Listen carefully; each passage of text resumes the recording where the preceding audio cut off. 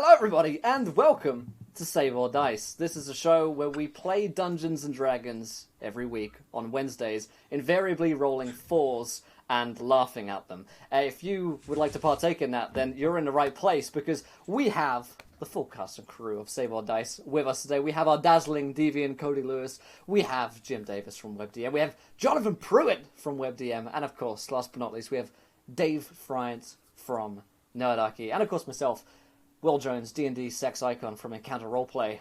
Before... Fucking hell, that was scary. Before I thought something had taken control of my OBS. And had, just blown up Jim's face. It's coming out. It's alive! But yes, before we start playing today's game, before we dive into action, we've got to thank our sponsors, of course. All of the maps that you'll be seeing today are from Dungeon Painter Studio. There are links down below. Go support those guys. All of the layers, which Cody will not stop talking about, as you're seeing today in a little bit, are from Dungeon Painter Studio. So it's gonna be exciting. I am very hyped about these layers. We also, of course, are sponsored by Fantasy Grounds, our virtual tabletop of choice. Mine is currently updating and installing because I reinstalled Windows 10 this morning, and the one app that I forgot to install was Fantasy Grounds, and that's doing it now. So we'll see some maps in a little bit as soon as it's finished installing, but might be a minute or two. Other than that, though, I'll hand over to our dazzling deviant to talk about the game. Cody Lewis. Let's talk about the game. Guys, thank you for joining us. If you're joining us live here, we really appreciate it. If you're watching later on YouTube, we appreciate that as well. So, gentlemen, let's talk about last week on Harbinger. You guys started the game off by trying to kind of assess what was going on with the sword and the map. Previously to that, you guys had the sword had another episode, and so you kind of tried to figure out what you should do, and eventually you decided to leave and head up the mountain towards Vagram, where of course you ran into some, as Grindlebrew might put it, delicious yeti, some delicious mountain yeti, which were easily dispatched by Huell with his magnificent levitate spell and the crackling whip of Dr. Braso and thunderous punches from our monk. And you guys made it into Vagram. Vagram was not terribly welcoming. They weren't terribly excited to have you there. You were, of course, delivering your message 6 months later than what they expected. And eventually you did manage to get some time with King Bindrir Silverbane, where you tried to go through a little bit more negotiation. But that's when the sword had another episode. The king, reacting violently like he should, basically told you to get the sword the hell out of Vagram. And you guys are off to investigate Permath, the ancient city underneath of the Dwarven kingdom that has been sealed away for at least a millennia due to a giant beast that slithers down below called Shurtilra. You guys found yourselves inside the quiet and dark ruins of Permath, before eventually coming to the edge of the highest layer in the city, creeping through the ruins. And that is where you guys saw a faint purple glow, similar to what the sword has done, and a slight rumble throughout the cavern kingdom. And that is where we will pick up. So, gentlemen, you find yourselves looking down over a slightly more lit area of Permath. What would you like to do? This rumbling is kind of going off on the back, over kind of towards your back left side, and the faint purple glow is lighting up the city streets up ahead and towards the right. Huell's going to look to Grindlebrew as a resident, underground dweller. Is that should we be worried about something like that, Grindlebrew? I know I am. Very worried about that. It hasn't rumbled for 450 years. I know it's rumbling again. And I remember the last rumble. That wasn't much fun either. Somehow I don't think we're that lucky. Maybe it's something else. Every time we see that purple lightning, nothing good has happened. That's for sure. Nothing good. Cousin, what do you know about purple lightning? Since it seems to be originating from that sword, or your sword's drawing it like a lightning rod. What's that all about? Oh, well, cuz I mean, I don't know. It's just it's supposed to be Lawbringer, but I mean, maybe the sword is tainted. It could be. We brought it from that other place, so I don't know. Maybe we brought something into the world, and now it's free. What if it's not really Lawbringer? Well, I'm starting to believe that it's not, and we've been duped. Yes. Oh, I hate when we get duped. Well, I mean, it's not as bad as the apple pie incident from that Harvest Fest from like 4 years ago, but you know. Yeah, Maggie May made us look all real bad that time. Yeah, well, I couldn't clean my pants, so I just had to buy new ones. It sucked. Yeah, your mom sure did whip you for that. Yeah, well, she whipped me for a lot of things. I think that's why you're so good at scrapping now. Yeah, probably so. And that's why I'm so... Well, you know, there has to be law and order. Thanks, Mom. But, yeah, I you know, we need to figure out what's going on with this sword. And I don't know. I think this is the first step. So I think we should follow the light. And whatever's rumbling there, I mean, if it made all those gouges in the wall, I don't know what we're going to be able to do. I think best to, if we see anything that might look like Shatilla or on the other way. Mm-hmm. But we could head towards it for now. The only problem isn't that your hold out there? Your kinfolks? Yeah. It'll be fine. I do want to ask you guys, take the moment now that you guys have kind of crested this upper level, and it was so dark behind you because there's just absolutely no light going on. But now you're kind of at the edge here of this top level, looking down. You can hear water rushing, probably maybe half a mile, quarter mile to your left, but you can see a little bit. Are you standing atop this kind of ledge here with your torches still? Or are you going to put them out? Well, I think Huell just had a bullseye lantern. Yeah, Huell close his lantern up. Is there like a natural light here? Is the purple glow enough to be able to see by? Here's the deal. Yes and no. Okay.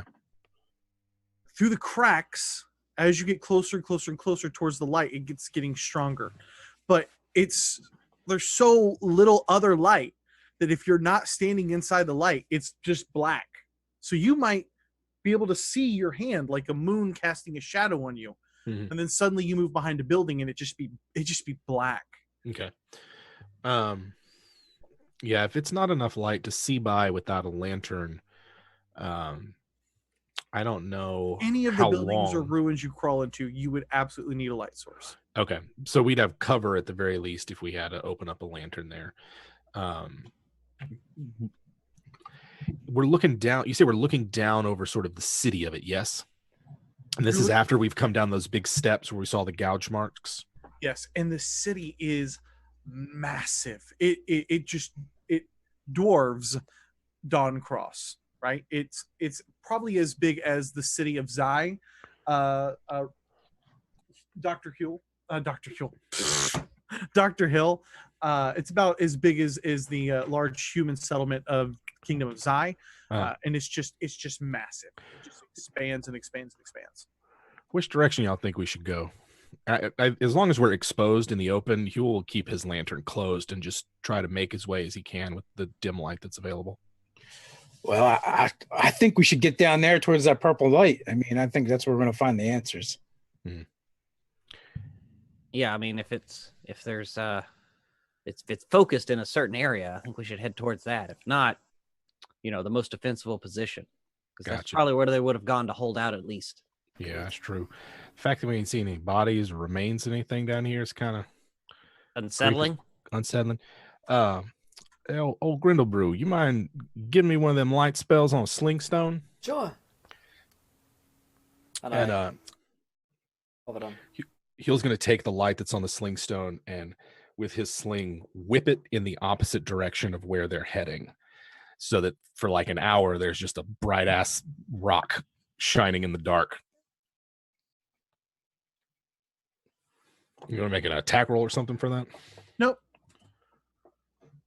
If you just want to sling it off, I'll let you do that. No problem. Yeah, he's just like, we're going this way, throw it that way. Grindlebrew, there must have been a lot of dwarves at one time. Hey, Guys, there were lots of us. You must have been running around all over the place like humans. Hey, back in the good old days. Yep. So one thing you guys are noticing about these buildings as you kind of descend into this lower level is that the buildings are, once you actually kind of come down this slope a little bit, the buildings are all very tall. They're all 2 and 3 layers, and they're all connected by the series of arching bridgeways from one building to the next.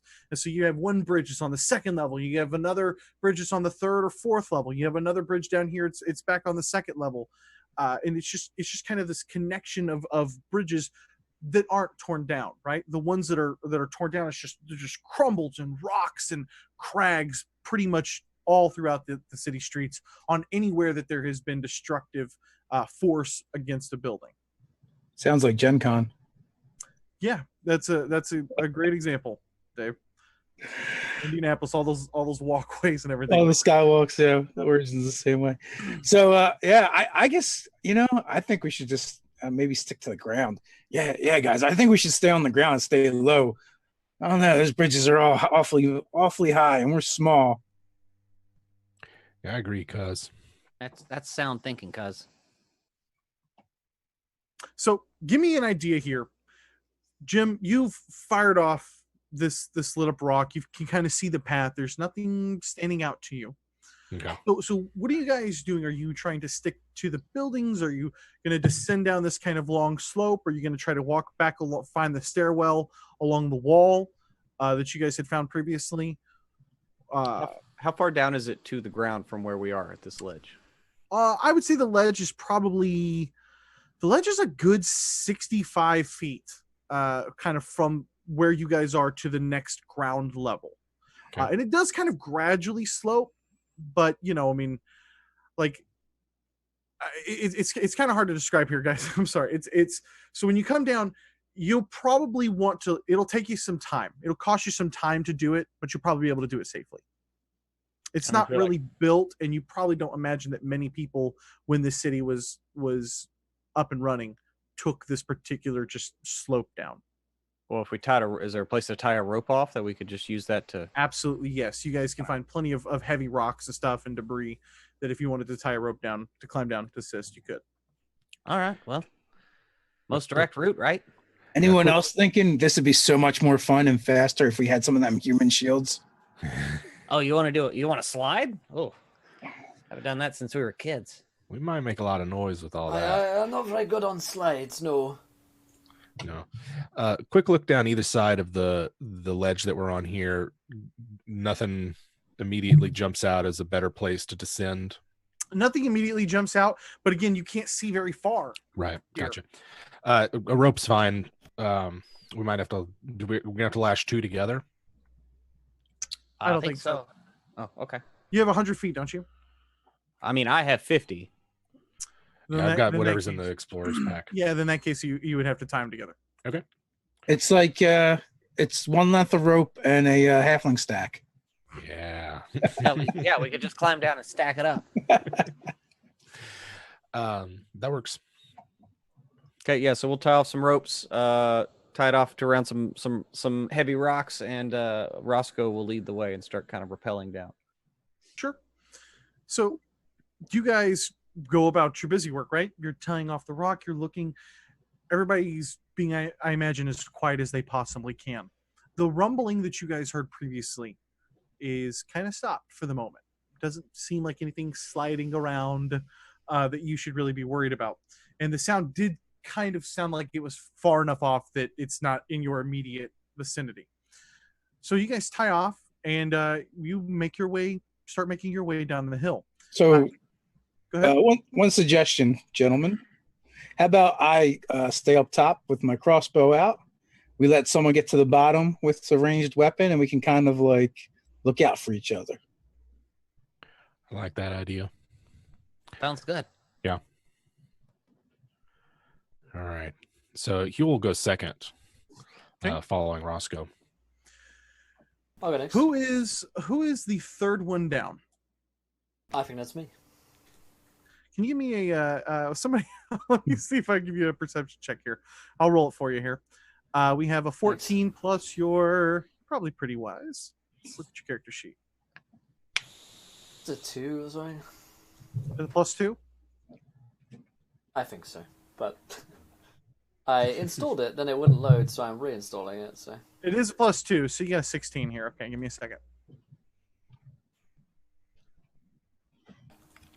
Okay. Grindlebrew, as you're kind of climbing down, you're kind of going down backwards a little bit just to kind of slope. It's almost like you kind of turn sideways at some points. You kind of turn back this way a little bit as you're continuing to work your way down. And all three of you guys are doing the same thing. And who's in the middle here? Well, if Roscoe was first, I guess Huell's in the middle. So Huell's in the middle. Okay. Huell, you feel a little string across your face here. Okay.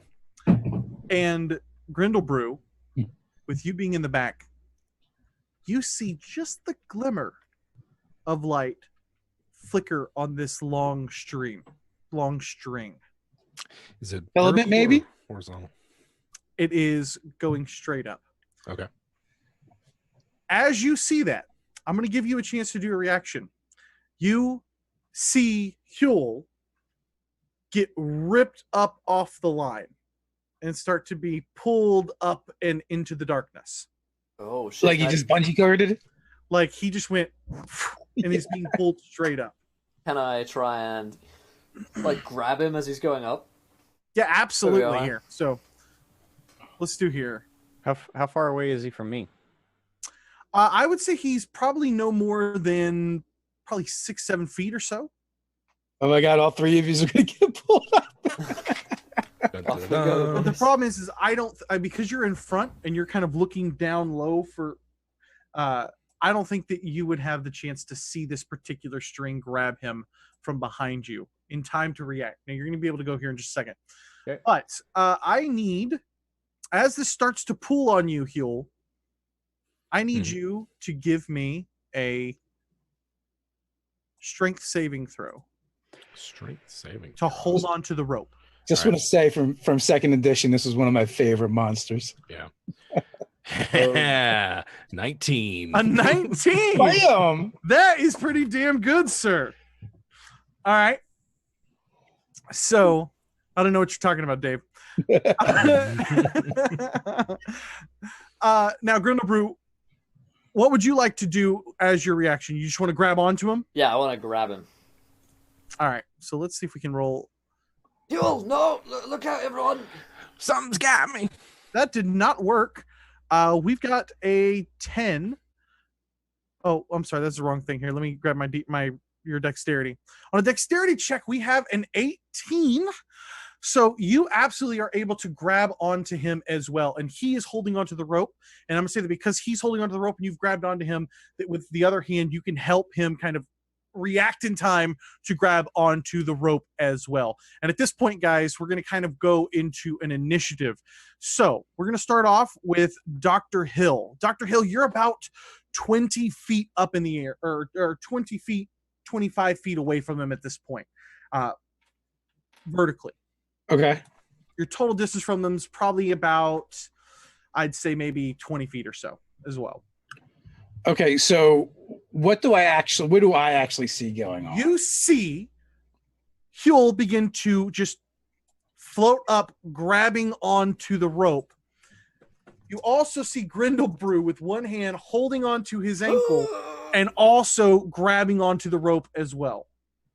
So all right, so my eyes I will trace from Huell up and see if I can see anything. I don't, if I see anything that's actually grabbing him, or you don't see anything in the darkness. Yeah, it ascends so far up that it just looks like it's just a black ceiling at this point. All right, let's see. And okay, so it's like 30 feet away. Oh man, I so want to do something stupid. And they're all holding the rope and it's tied off, right? The rope is currently tied to a rock. Uh-huh. But if they start to get pulled up, it's going to be a lot of slack in that rope. Right. Before it starts to drag. And what is the ground like? It's rocky, but is it smooth? Is it craggy? I would say that at this point, this is probably smooth. This particular cave would probably be smooth. All right. This is what I want to do. It's still a little moist, and there's water here going throughout this cavern. Okay. I'm going to dive on my back so I can slide, and I'll yell, "Roscoe, catch me!" And as soon as I get like right next to Huell, I want to fire straight up blindly into the darkness. What do you want me to roll? All right. Here's what we're going to do. First off, I'm going to have you make a dexterity saving throw. Okay. To slide down and get to the direction that you want without hurting yourself. All right. That's a 15. A 15 is going to get there. So I'm going to let you slide down close enough to where the rope is that you can get underneath of him. Okay. Now, I wish I could make you roll 3 dice and take the lowest result. But at disadvantage, I will let you fire off your crossbow straight up into the air if you'd like. Okay. Absolutely going to do that. Ooh, I got the halfling one, or I got the one, so I get to re-roll that, right? Mm-hmm. Yep. Yeah. You got a 4 and a natural 1. Yeah, I guess it doesn't really matter. Yeah, go ahead and re-roll it at disadvantage. Re-roll that one. You do get to re-roll it. Oh, the whole thing? Okay. That I don't know. It'd just be the one. No. This was on sage advice. Even if you have disadvantage and you have a halfling, you can re-roll the 1. And you just but that's not going to do anything because then he's got the 4. Yeah, I got the 4. That's only going to be He's still got the 4 to deal with. Yeah. Right, that's lame. I'm going to let you re-roll it both at disadvantage. Okay, that's just funny. That sucks. Let's do them both. All right, it's worse. No, the 8's not going to get there. Yeah. So you fire off blindly and nothing happens. So here's kind of what happens. You just react quickly, seeing your cuz be kind of pulled up into the air. I assume you give out some sort of sound, right, Jim Davis? Am I correct? Grindlebrew quickly snatches onto Huell as you just and you go taking a huge leap down. No, you don't. You slide and you can feel the rock scraping along your back. You're probably going to have bruises. You slide actually exactly where you want, and you just are like, and you fire blindly, and you don't hear anything, and you continue sliding down to Roscoe. That brings us to Roscoe. Roscoe, what would you like to do? I guess I suppose I would help the good Dr. Huell come to a safe stop. About how far up in the air are they right now? He's not terribly far. He's only about 5 feet off the ground right now. Grindlebrew still has his feet planted and is like holding on. Oh, you don't. Somebody help. I'm very small. Okay, so basically then Roscoe is going to try to jump up and cut above Huell's head just to see if he can cut through whatever has grabbed him. Okay. Yeah, give me an attack roll. Okay. And if I need to, I will spend a key point to do Step of the Wind in order to double my jump to get up that high. I don't think you would need to. Awesome. All right. I will roll that. So that is a 24 to hit. Sounds pretty good to me. And I'll just swipe across and 8 damage. You immediately react. You run up and then just immediately Huell comes crashing back down to the ground. And just kind of stand there with my sword up, like looking around for these other whatever the hell grabbed him.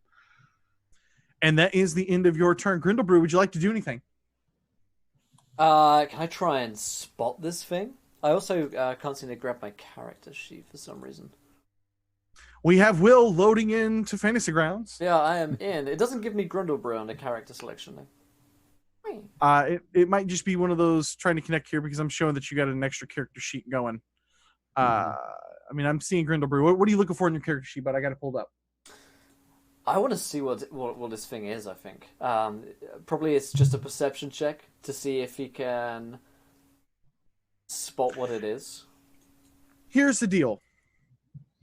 I will let you take your action, right, if that's what you want to do.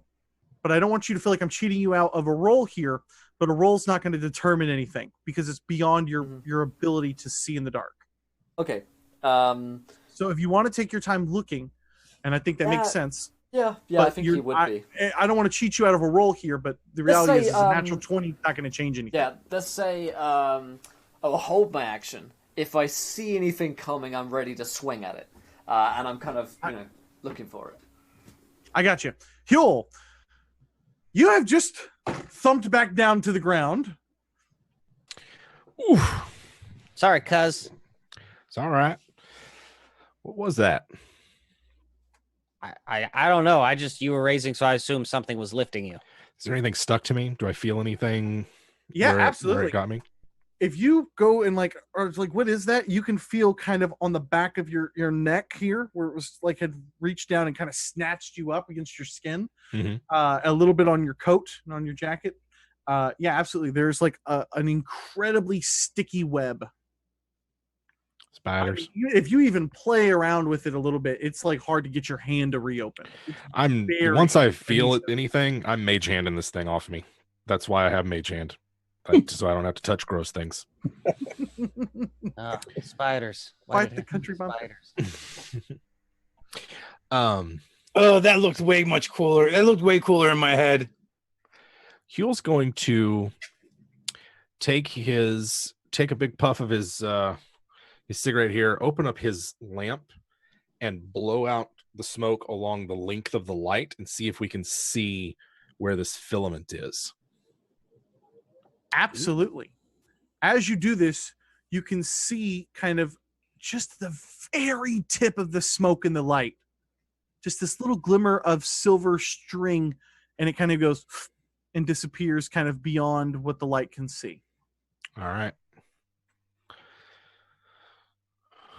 Well, we'll draw attention to ourselves this way, but at least we won't get snatched up. Well, what if Grindlebrew, what if you did that thing where you put a light and you do it on Braso's arrow and he shoots it up there, and I could do that. That's a good idea. Fist bump the light onto your arrow. Okay, so you're going to throw light on an arrow, and who's going to fire it up? Crossbow. I'll fire it straight up in the air. So here's the thing. Absolutely, yes, 100% this works, and it lights, and you can see something. The problem is in this cave, it's going to look pretty much like a flare going straight up into the air. So you reach back. It's all bright in your eyes. Your eyes are really trying to, adjust to the darkness, and then immediately you've got this bright light on your face. You're trying to fire up and make your way what you can see. And you can see at the very top, as this arrow goes up to kind of the ceiling area, you realize that there is a massive walkway all along the top with a series, it looks like a series of stone bridges that has connected those big pillars that you guys had seen kind of on the edge of where the stairway was kind of coming down. You realize that there is like a whole level of walkway up there. And you see the hint of a few glowing eyes in the light and some white legs as it kind of scuttles back from this lit up arrow. At the same time, you guys hear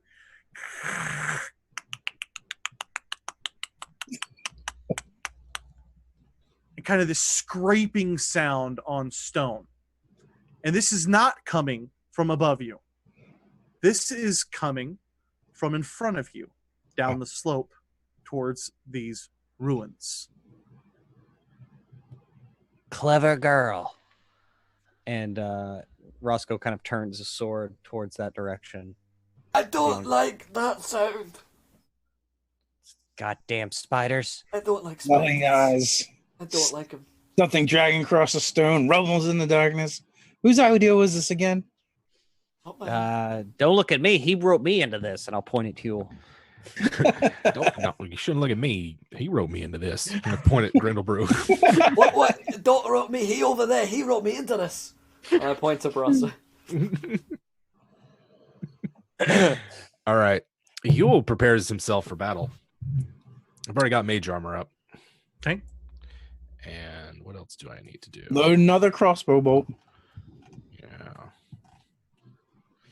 And then limber the whip. What so this thing, this clickety clack noise, if I swing my lantern in that direction, what do we see?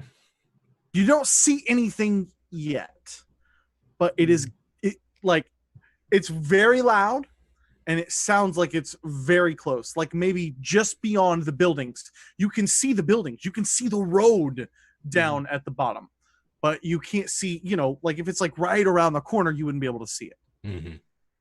Okay. How far are we from the bottom now? I would say maybe 20 more feet or so. Okay. Not terribly far.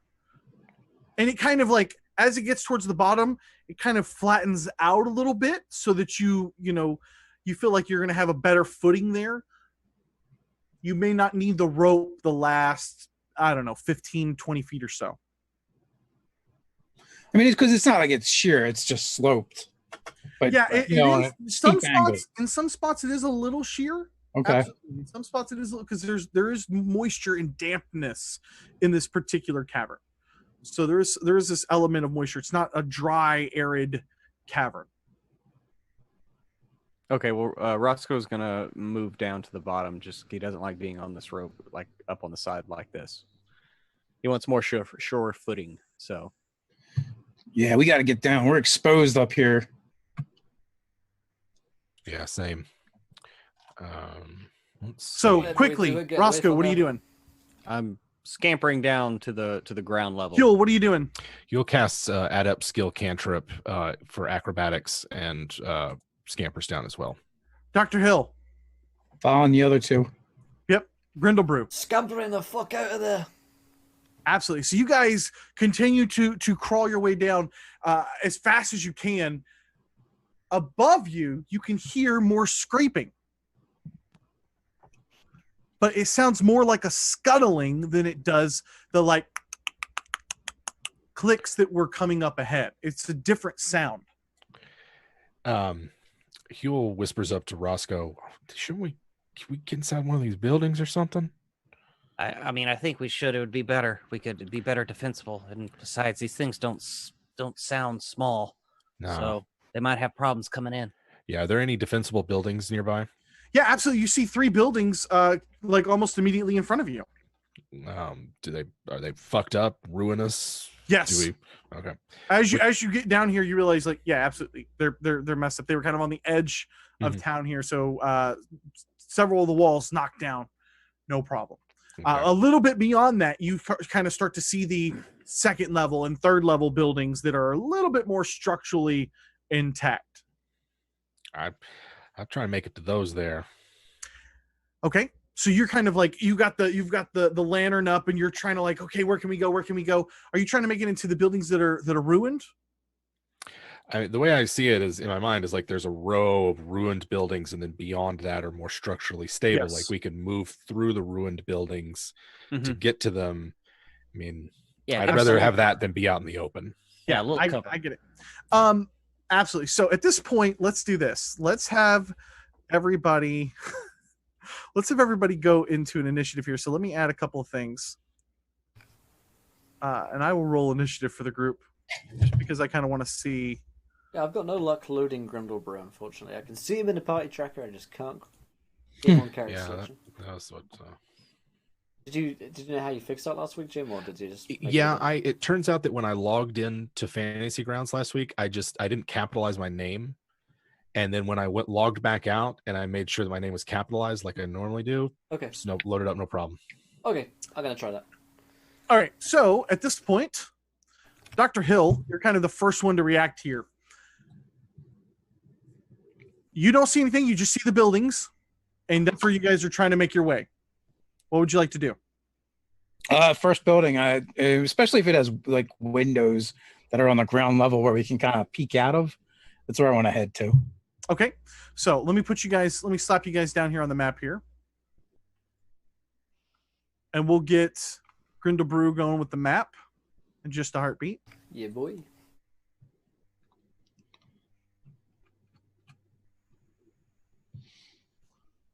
And let's grab Grindlebrew. Had to be spiders. Had to be spiders. All right. So you can go ahead and make your move here. This is the map that you guys can kind of see as you're sloping down here into these ruined buildings down in front of you. I think I can make it almost to the doorway. I got a carrot sheet. Boom. Thank you, Jim. You may have to reshare that sheet for me, Cody. No problem. Boom. Done. Beautiful. Looking around as I do, kind of peeking in to see make sure I'm not like running into something blind. I know it's probably dark as fuck in there. It is literally pitch black. So my bullseye gives 60 feet of bright, 60 feet of dim in a cone in front of me. And then Grindlebrew also has light on his shield. Or something. Go ahead, Yeah, Dr. Braso, and give me a perception check, please. All right. That's a thing that I can do. I hate passives. They're terrible. Terrible? How dare you, sir? Not like something that we're supposed to put together. How dare you speak against my 5th edition? Type 5. A Dungeons and 9. Dragons. That's I'll note that down, Dave. Don't worry, I got you. 9. Really impressive. That brings us to Roscoe. As you guys are kind of making your way down the hill.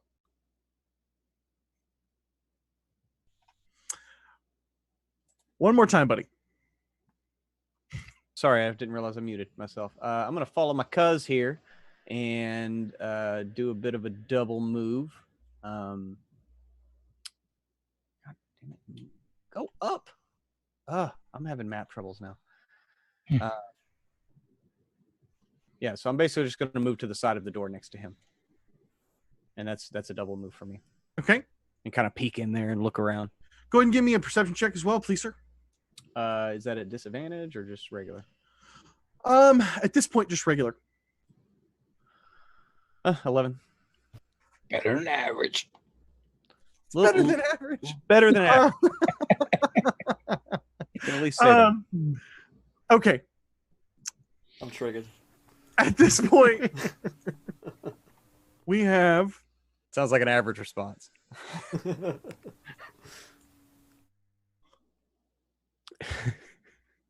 Why are you not... Okay, it's just spinning on me, not getting bigger. All right, that's much better. That's what she said.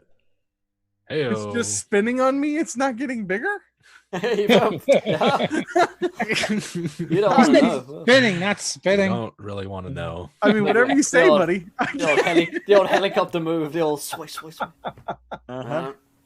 It's just spinning on me. It's better than spitting on it. I mean, Yeah. It depends on what you're into. This is a family show. All right, no, it's not. It's totally not a family show. Why am I here? Since when? I must have missed a meeting. Missed that memo. Hey, do you mind if I bring a couple of friends? They're just here to watch. All right, so let's slide up here. At this point, you can start to see with your lantern up there, Huell, because you kind of have a better point of vantage than your cousins that have slid down here. You as well, Grindlebrew, with your dark vision and the lantern, you can see these two giant beasts come scraping along the sides, kind of giving out this shriek and clicking off with their beaks as they kind of come around the corner here. Suddenly I'm back in Jurassic Park. Can we skip the game and just have Cody do animal and Just have him monster do noises animal for the monster next 2 noises. hours? The hook horror goes. I'll take that as a compliment. All right, so It's a good hook horror noise. I do not I do not have to throw these guys in the combat tracker without having to build out an entire encounter. So we're not going to do that. All right, what we've got here is a melee attack against you, Dr. Braso. We've got a massive 8 as this thing comes up and tries to slide and slash into you. It follows that up with a 25 for a doesn't have. Oh, there we go. There's the damage for 15 points of damage. So you're sliding down the hill. You kind of get back up off your back after you slid down. You're looking back up towards where that string was that tried to snatch up Huell. You're making your way to the building, and you hear this awful noise. You turn, and this giant beaked turtle-like creature that absolutely dwarves you just comes slashing in. Boom! A bust of rocks comes bursting off on this thing as you duck one, and the second one just clubs right into you, knocking the wind out of you. And that will bring us over to Roscoe, who is dealing with the exact same thing on the other side. Ow, cousin, watch out. They hit hard. A 17, which looks like it's going to get there. He comes in slashing with one of his claws and hits for a massive 13 points of damage, and follows that up with a 16, which also looks like it's going to connect. Mm-hmm. Please roll double sixes. for another 9 points of damage. And that brings us to Huell, who, as you look down with your lantern, you could see these just huge beasts slashing into your cousins. Well, let's see what Huell can do. He's got his light shining on them. I think this one that lit up Roscoe, Huell is going to move forward. I can't really see the squares on mine, so I think like that. Yeah. And he's going to spin his threads of fate and hurl a curse of unluck at this one that hit up Roscoe. Let me get my casting icon out here.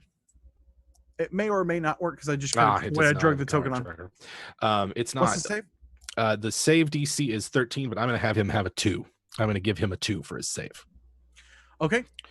So he's going to be at disadvantage. I'm going to give the advantage to Roscoe, and it's going to take 9 psychic damage.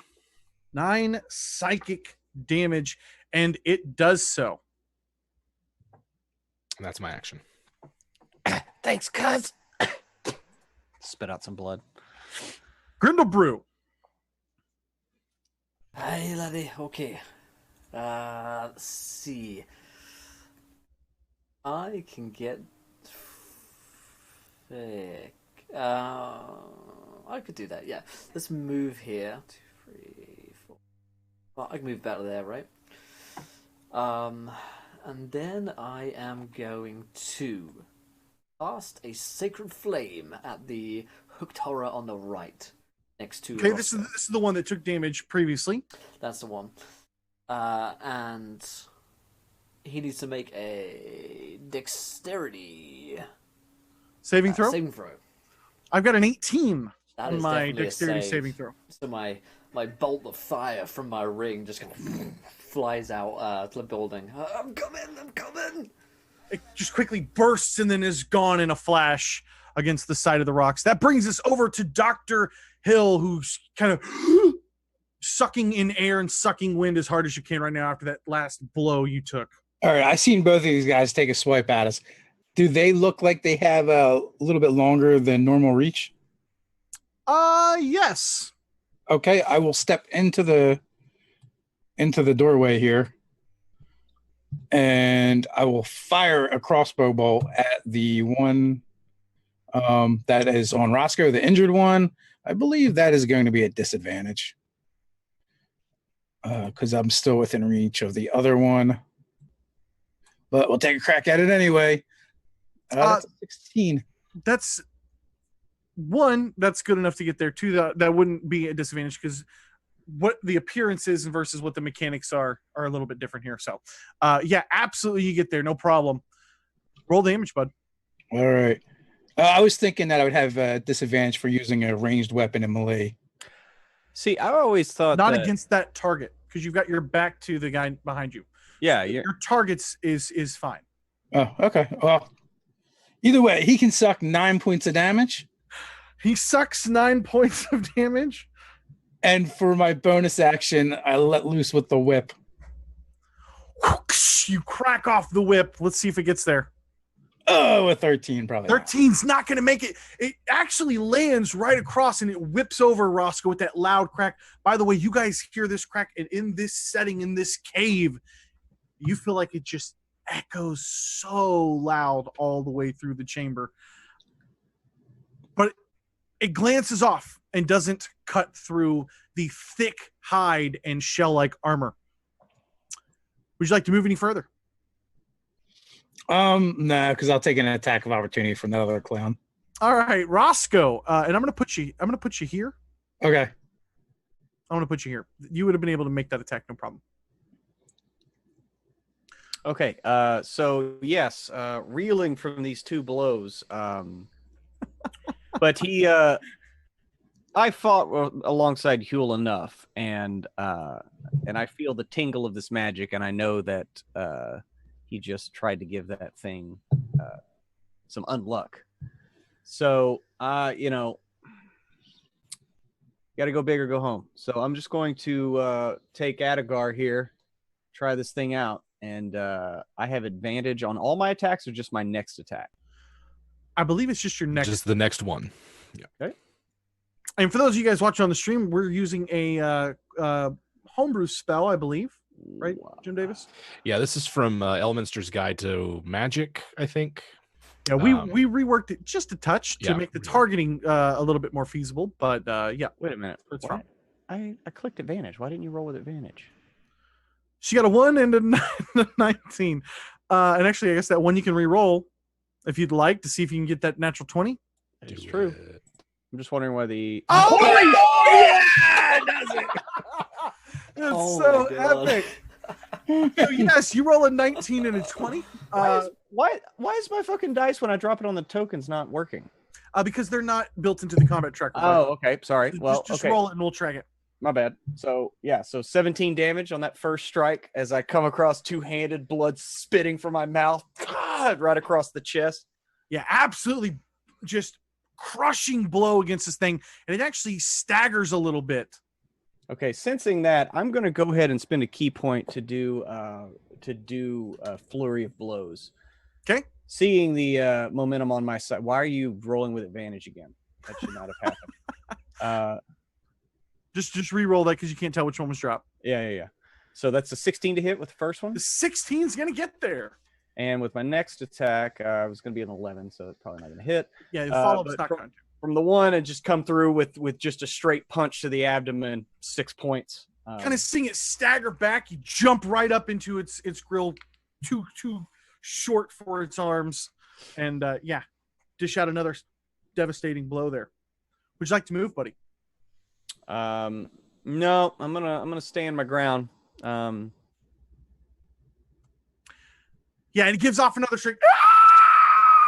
And it's just crashing into it, and it comes back with 2 vicious blows against you. We have an 11, which isn't going to make it. It goes high and wide over your head, followed up by a 14, which again, you sidestep easily because you've closed the gap so much on this particular beast. Unfortunately, the other Hookhor has a meal in its sight here as it continues to follow and pursue you, Dr. Hill.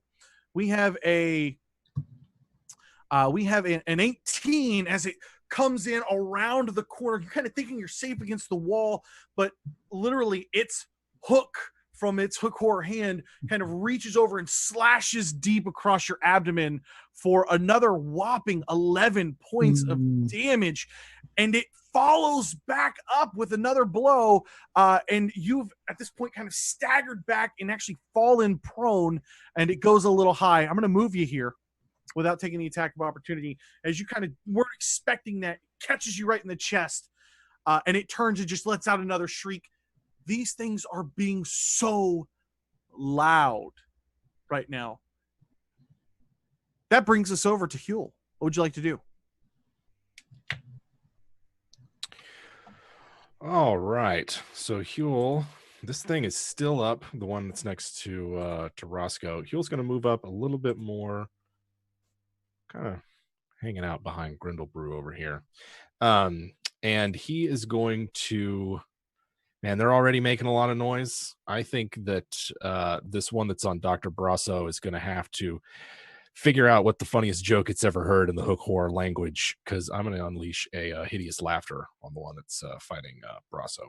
That is a, let's see, that's going to be a wisdom saving throw. DC, what is my DC? That's a very good question. DC I've 12. got a 9, so I don't think it's going to make that. 12 is the difficulty that it has to beat. Can you throw me hideous laughter so I can look at it again? Sure thing. Why is that not doing it? There we go. All right. There we go. Bop, bop, bop, bop, bop. It is incapacitated and prone with hideous screeching hook horror laughter. Wow. I was kind of thinking these beasts are going to be too dumb, and they are not. Absolutely. You hear... How would a hook horror laugh? I don't know. Give us your best. Give us your best. And it's kind of trying to give off this little laugh like as it's else. clacking its teeth together. Yeah, there we go. And then Huell yells out, "Don't hit it. Just let it laugh." And this was the one on the left or the right? The one that was fighting Braso, so I guess the one on the left. I gotcha. I didn't think I'd have to come up with the hook horror laugh on stream tonight, but fuck it. It's D&D. All right. Is that the end of your turn, bud?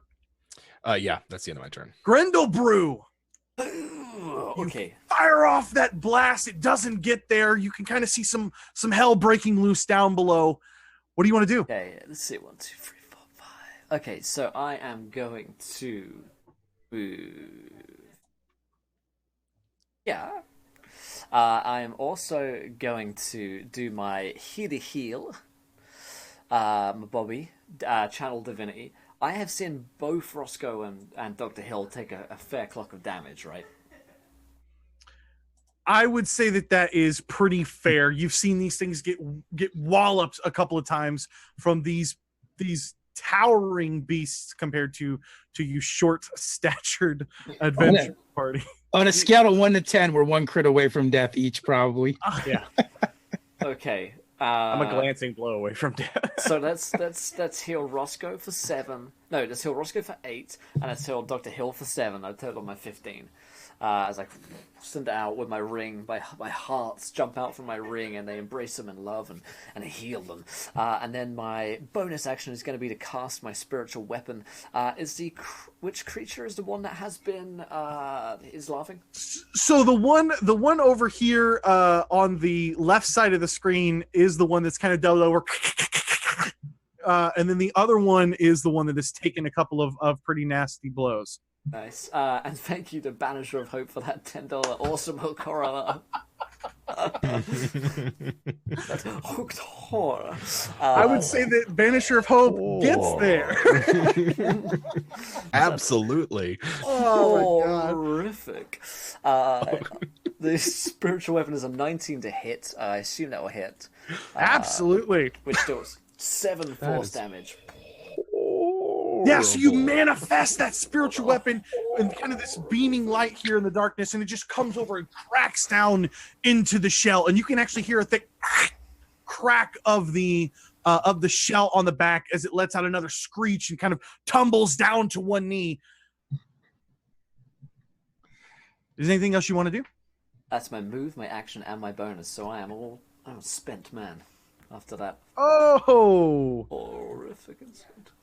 Kind of curious what Grindlebrew's spiritual weapon is. It's my ring.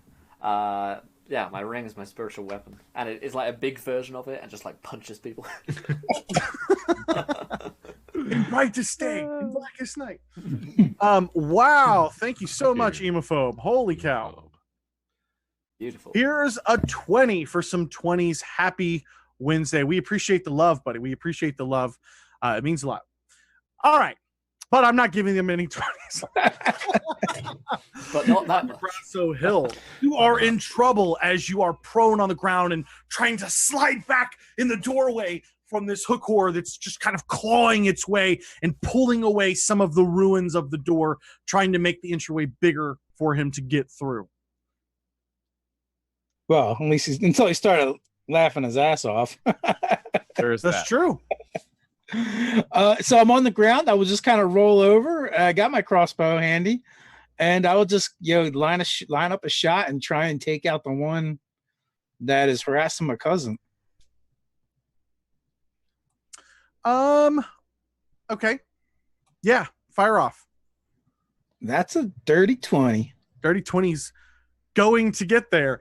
Yeah, you fire off easily above Roscoe's head on this giant target. And I guess, what is it? Half movement to get up? Mm-hmm. All right, so I think at this point I'm just going to drop the crossbow, rush forward next to this ugly son of a bitch, and lash out with the whip. For an 11, does nothing. Crack. Now, cracks over the top again. This just incredibly loud pop. Roscoe, it actually hurts your ears a little bit as it cracks over the top of your head, and goes high and wide to avoid Roscoe while he's ducking and weaving inside, trying to get his blows going. Roscoe, what would you like to do? Okay, so this thing's looking pretty bad, huh? Yes, it is looking pretty bad. Okay.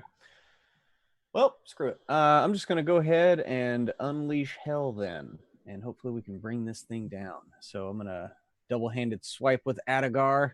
Oh, the halfling one. Take a 15 on that one, bro. So treacherous. Thanks, cuz. So that's gonna be a dirty 20. Yeah, the 15 plus 5 is gonna get there. All right, so it's 12 damage with the sword as I slash across its legs, trying to bring it down. Bring it down. And then go ahead and fucking Natural 20. There it is. second of the night. Killing it. So yeah, right across the legs, bring it down, and then an uppercut punch right to what its nuts would be. Go ahead and describe your killing blow, my friend. So yeah, like I said, it's right across the knees with the sword, and as it's dropping, I just come straight up with a punch and just go elbow deep right between this thing's legs, and just grab some whatever's in there and just rip it out and across the ground. Oh, you executed Monkey Steals Peaches. Yes, I did. Just this big gooey mess of intestines and prostate and whatever else is in there just comes pouring out of this hole as is it like the scene from Sin City? just slapping down with the thickening onto the ground. It's just gross, horrible sound, and it doesn't even let out a scream. You just kind of see this thing Underdark oysters tonight, babe, boys. Out of it. Mm-hmm. And that brings us over to this thing. Does it save again for Hideous Laughter? Wisdom at the end of its turn. At the end of its If turn. it takes damage, it has advantage on that save. Unfortunately, that doesn't matter because you see this thing that is laughing get ripped up into the darkness. Do I get an attack of opportunity since it's... If you would like, you may certainly take an attack of opportunity to break it out of its hideous laughter being ripped up while it, as it's kind of reacting. Actually, yes, I do. You got a 19, and you come over and you give it a should have been a wallop. champion. Yep, should have been a champion. Man. And so it's going to be... Why did it not... Did I just roll that too high? Whatever. Why aren't you rolling on the thing? Oh, I am. Sorry, my bad. 11 points of damage, right? Oh, sorry. Like, I don't just know done what one was of going on there. I thought it didn't actually roll. No, the first one is 6. Okay, so the first one's 6. All right, 16. so I also need you, Grindlebrew, to give me a let me just double check the save here. I need you to give me a Dead. Oh, you don't save. That's right. You don't save. Yeah, you don't save. I This is forgot. save or That's dice, the dude. whole What thing the about fuck? these This- things. this You is just false. don't save. This is false advertising. This is save or dice. I demand a save. You fucking TPK'd us last season, so you shut your damn dirty English mouth and you get sucked up into the darkness. You feel yourself being pulled up into the darkness as well. Roscoe, as you're following up with this thing, you feel your hand as you go to pull away, not pull away, and you are being pulled up into the darkness along with the cave fisher. That brings us over to Huell. With the cave fisher, you say? Yep, has seen. I'm pretty sure you guys all got it from now, and I've seen the word several times here. I think the stream just died actually for just a heartbeat. Should be all good. I said, my internet's a little bit iffy today, but Okay, just there we go. 2 secs. No problem. So, Huell, you have seen Grindlebrew. You've seen the hook whore.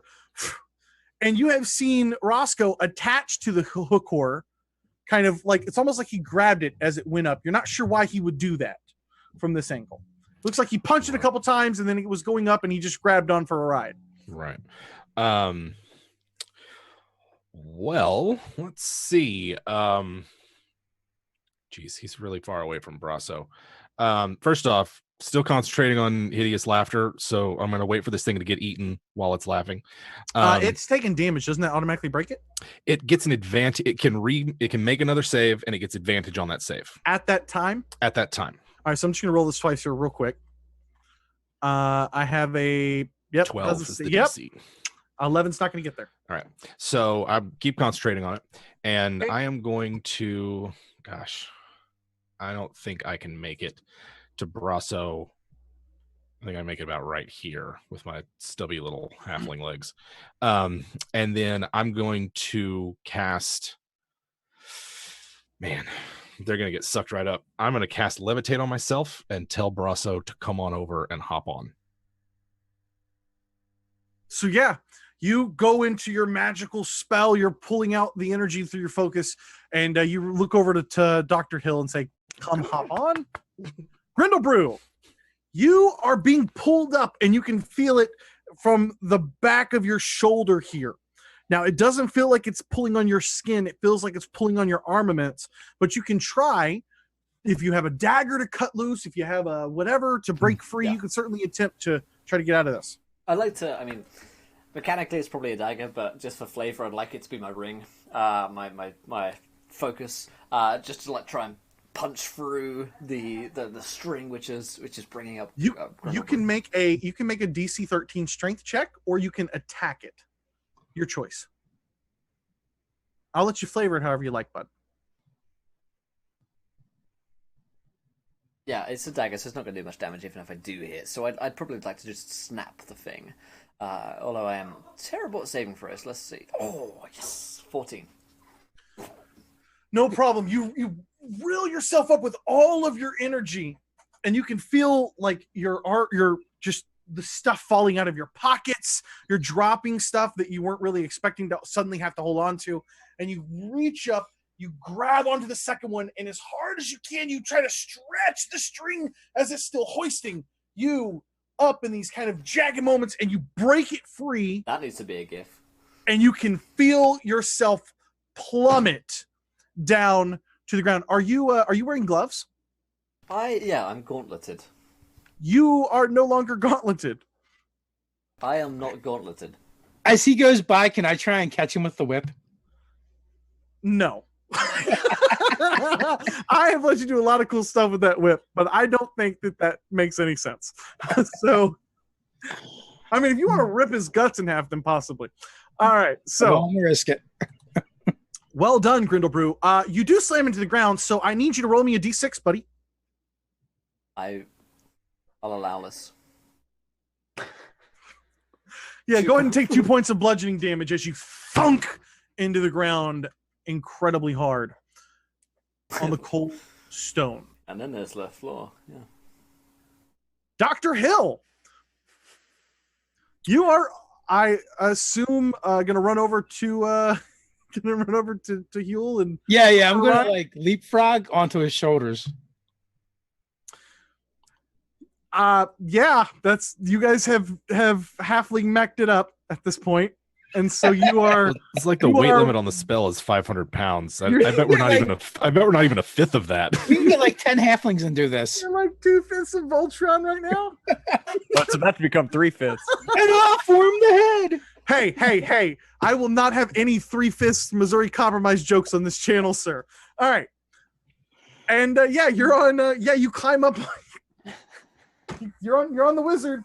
Cody's bringing it out with the AP US history trivia. Yeah. He's been waiting for years to say that one.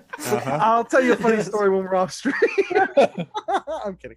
All right, so yeah, you're mech. You're 2/5 of Voltron, and you're a couple feet off the ground by this point that Huell is able to take it. Roscoe, you're attached. What do you want to do? What part of me is attached? Your hand is stuck to the side, like as you punched into it. I cut it with my pulled up. sword. That's the only reason I was confused. I thought you followed up with okay. Well, if that's the case, your hand is still attached when you make an attack. I mean, Okay. I just was flavoring it as the. Okay. No, I'm with you. So since I'm kind of right above them, I'm gonna try to basically like pull myself away, because all I wanted to do was knock the spell off so that the hook whore went up fully conscious and starts killing whatever's up there. So I'm just gonna try to pull myself away. Yeah, give me a strength check. And a strength check or a strength save? A strength check. Oh, this ought to be interesting. A 12. You pull and you pull and you pull, and the way that your arm is kind of pinned down along the shell of this thing, you're not able to break free. Okay. You're still being pulled up into the darkness, and you are almost at the point where you can't see the people below you. You can see the light and the light on the floor and anybody that's holding that light, but like you can't, you're almost to the point where it's so dark you can't see the floor. Oh boy. That brings us to the hook horror, which I guess is going to save or attempt to DC save. 12. And we have that 14. So unfortunately, oh my God. All right, let me think what it would do here. Let me think what it would do if it suddenly stopped cackling as it was being pulled into the air by a cave fisher and found a halfling attached to it while it was a good 70 feet up in the air. This is real roleplay. What's happening? I'm going to say that it gives off a shriek. I'm not going to say that it has enough time this round to react to really do anything. Huell, that brings us over to you. All right. So it's Huell's turn. Dr. Braso's on his back. Huell's going to shine the light up, see if he can find Roscoe, and he can levitate, I believe, 20 feet. Make sure I've got this right. Up to 20 feet, and that's what he's going to do. He's going to follow light shining, and hopefully we'll be able to get. Hopefully, when Roscoe falls, we'll be there to catch him.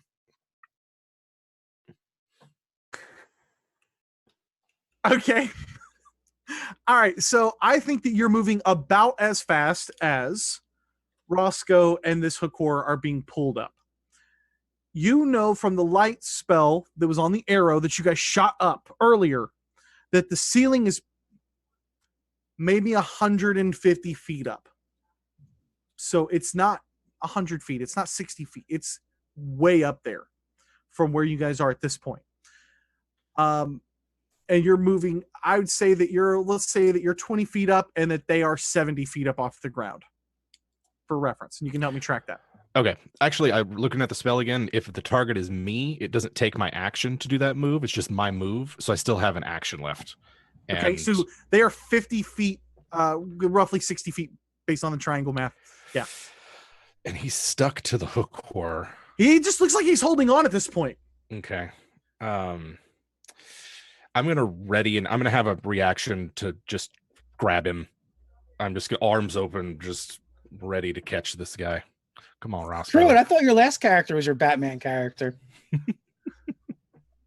That's They're my all turn. they're all Batman. Come on, let's face it. They are all Batman. All right, Grindlebrew. Yeah, If you try you just hard stuck enough. down to the ground. You see the last remnants of light being hoisted up with you and the lantern. So it's getting very quickly dark around you. Okay. You cannot see the hook core any longer. Fall into the ground.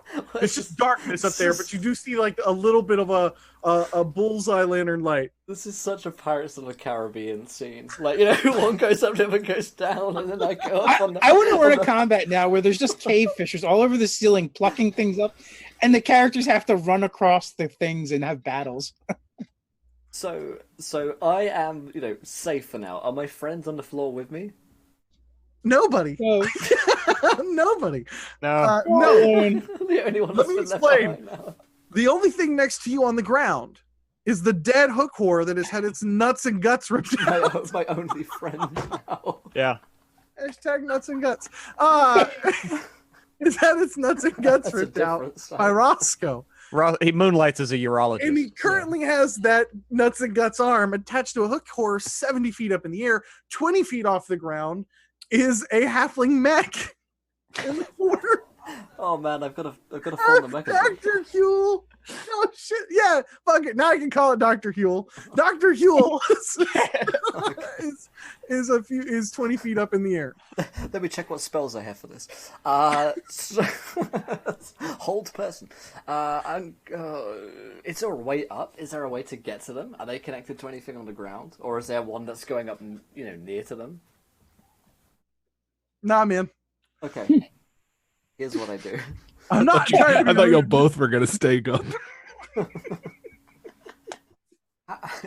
How many feet away are they? 20 feet off the ground, 30 20. feet from you, and 70 feet, but metagame, that's 70 feet. You can't see the hook horror and Roscoe any longer. The Okay. formula is a squared plus b squared equals c squared. Yeah, that makes sense. hey, Tammy, yourself, thanks for Jim the Davis. super chat. Yeah, it's basic trigonometry. You're telling me you've never busted out the theorem in D&D before. Oh Come my on. god, are you kidding me? I did it like 2 weeks ago in my Horde of the Dragon Queen game. Mhm. Absolutely, yeah. Oh man, thank you to Tammy for that cheer as well. I think they might have got lost. Thank in you, that. Tammy. Tammy, we Well, appreciate the love. Yeah. Thank you. And yeah, that's right. Hook oars are guy again. Yeah. Anyone wounded? Yes. I don't think No, I'm not Roscoe will role-playing survive like the it is. fall. You get I don't healing- Whose turn, roleplay the whose same turn is as it? You're You get it. reacting. You're reacting. You have to give me a reaction very quickly here. Holy shit. Thank you, Justin. What Jeez. just happened? Holy shit! Just did. That's what I said. All right, I'm sorry. Look, we don't want to break the stream, but Justin, Yeah. my God, Everybody, for real. we Thank appreciate you. it. Thank you guys. Thank you all so very much for supporting us. Cousin, come on, faster. I'm kicking my heels in the We need heel. to get- we need to Come get some- on. Just get away. You better I guess- stand on my shoulders if you want to get him. Roscoe gets a healing word, and I'm gonna Okay. call down. I'm gonna guys, I'm stuck down here. Like to let out the rope. Yeah. Guys, I'm gonna, that's my bonus. I'm gonna hold my action. If a rope comes down, my action is to start climbing. All that time, and your reaction, somebody gets a healing word, and you Yeah. yell up to your party, "Hey, I'm stuck there." All right, Literally, what that else brings can I us do? over Now, to Dr. What can I Hill. do? now, aren't you a life cleric, Grindlebrew? I am, yeah. Yes, So you you get plus add- 3 to that. Yeah, my Plus plan, 3 to sorry. that, so Yeah. that's 7. So now, okay. So I'm How far away is the You're 5 feet closer. You're 5 feet closer. It's 45 feet away from you, 20? It's just too far. or it's 55 feet away from you. 55 feet Doesn't away. help things. Yeah, it's just too far away. 65. It doesn't know. A squared plus B squared equals C squared. 66. Whose turn is it, Cody? It's Dr. Hill. He's asking sorry, my questions bad. now. Yeah, there's nothing I can do. Top of the We were getting off track. We were No back one's on track. doing anything. But my mount is too slow. I mean, if I get closer, I would try and whip the hook horror into the line and foul it up. All right, Roscoe, it's back to you. You are being pulled. You still can't see all the way up, but you will soon. Trust me, all the way up to the ledge on where this thing is pulling you up from. But you are still stuck to this hook horror. What would you like to do? Man, I just I don't know if it's exactly time for drastic measures. Because I'm kind of stuck, I assume, on like the backside of my hand or whatever, like holding onto the sword. Let's don't say need that skin. Let's say that you're kind of like pinned here. A lot of your clothing, some of your actual hand, wrist has been stuck, and your sword is in your other hand at this point. Roscoe, cut off your hand for the love of God. Well, I'm not gonna cut my hand off, but what I am gonna do is basically run my sword up between me and the hook horror, and if it takes a little flesh, oh well. Oh shit! How much are you down? This would be hilarious if it All right, so let's And do then this here. and I hear him yell out, and so I'm gonna do that, and then kind of try to push off the hook horror towards my cousins. Here's what I need you to do. Uh-huh. I need you to make me an attack roll at disadvantage, please, sir. Let's All right. start there. All right. This ought to be good.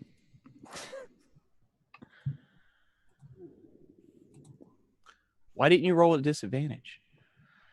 We have a 22 and Oh, and now it does roll at disadvantage. scrap that. Roll it again.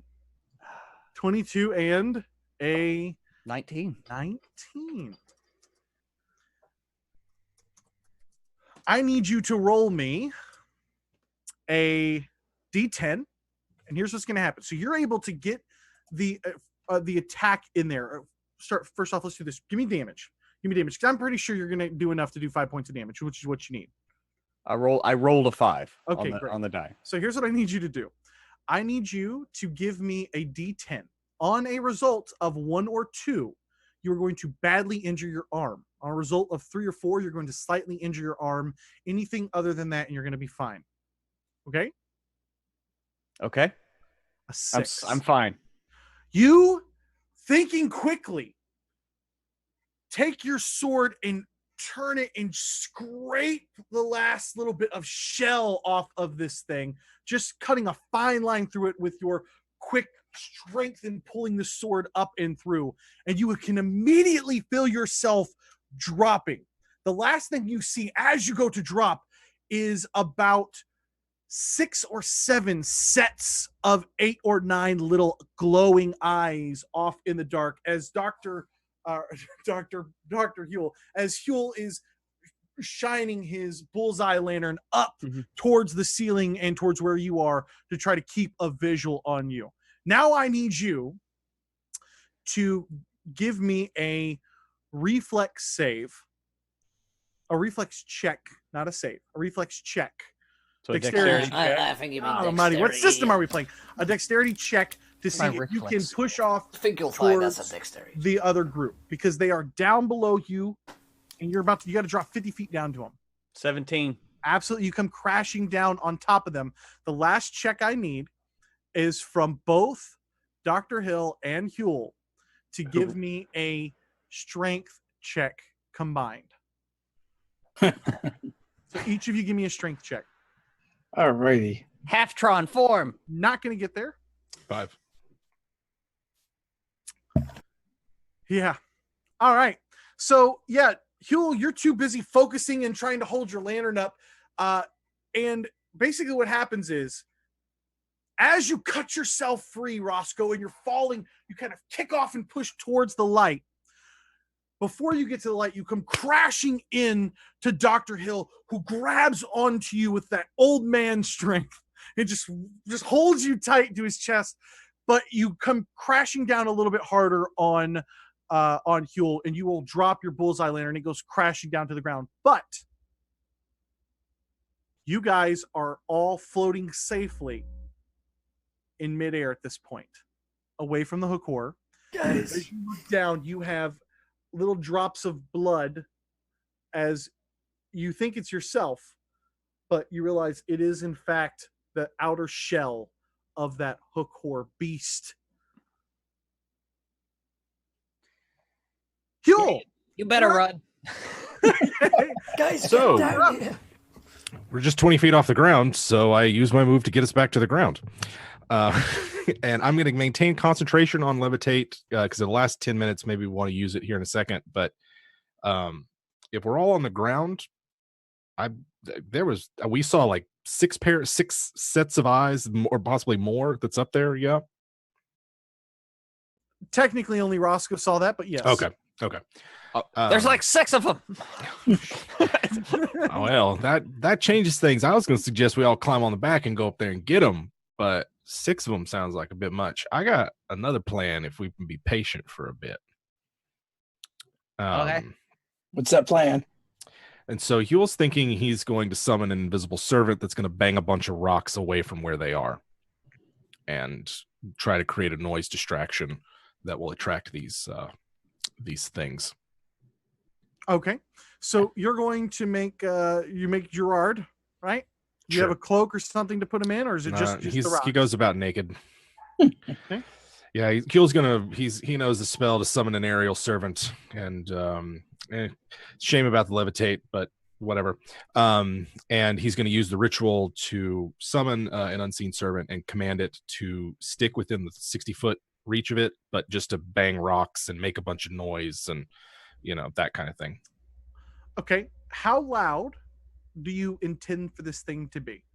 Do you intend the rocks to be loud enough so that it could reach the ceiling, or so that it will, or just a little bit in your area around you? I'd like it to be loud.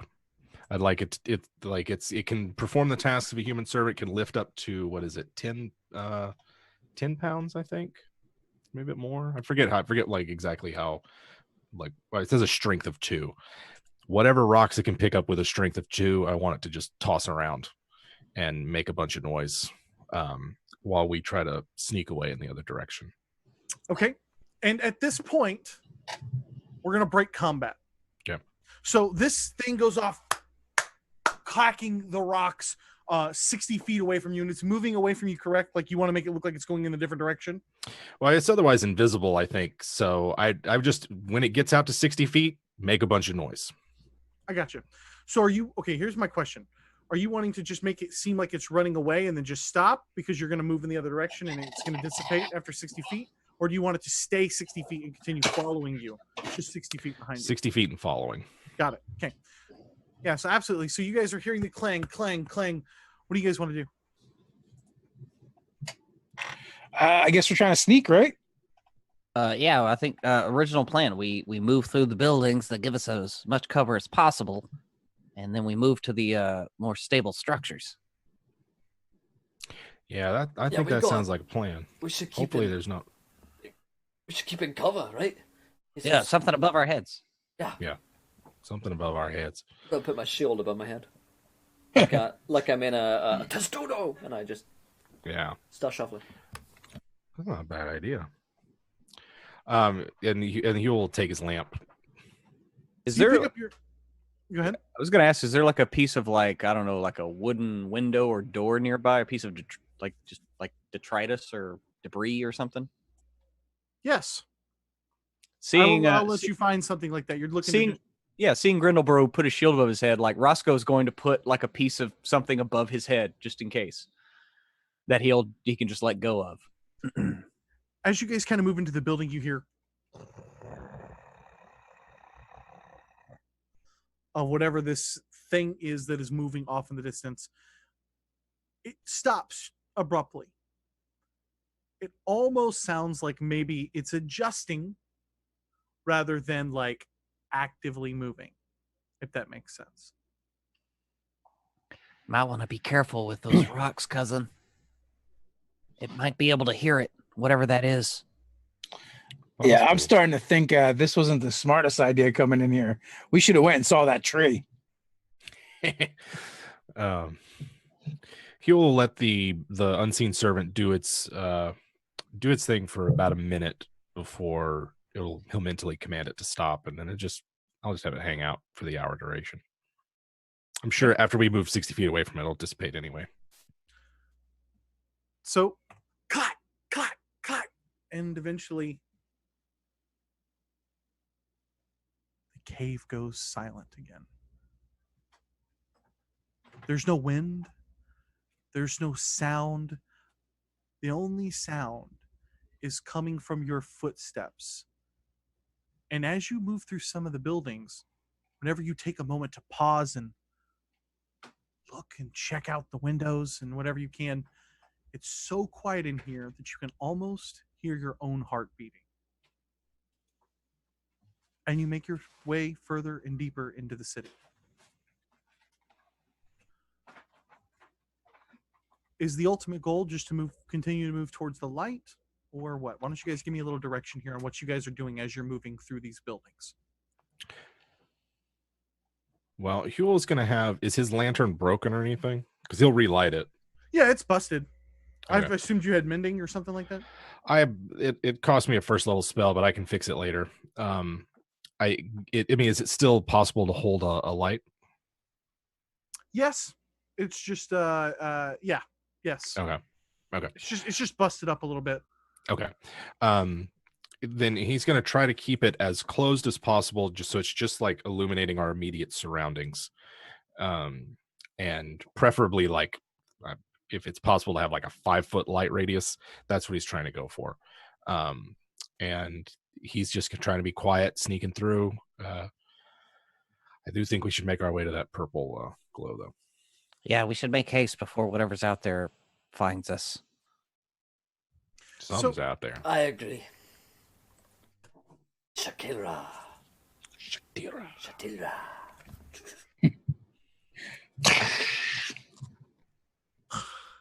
As you guys are making your way through the buildings, you're seeing remnants, much more so than you were previously, of life here, right? You're moving through, and there's dishes and bowls, and there's chairs that are still intact, though rotted, admittedly, buildings that have crumbled down a little bit, but you're seeing more and more of a civilization down here.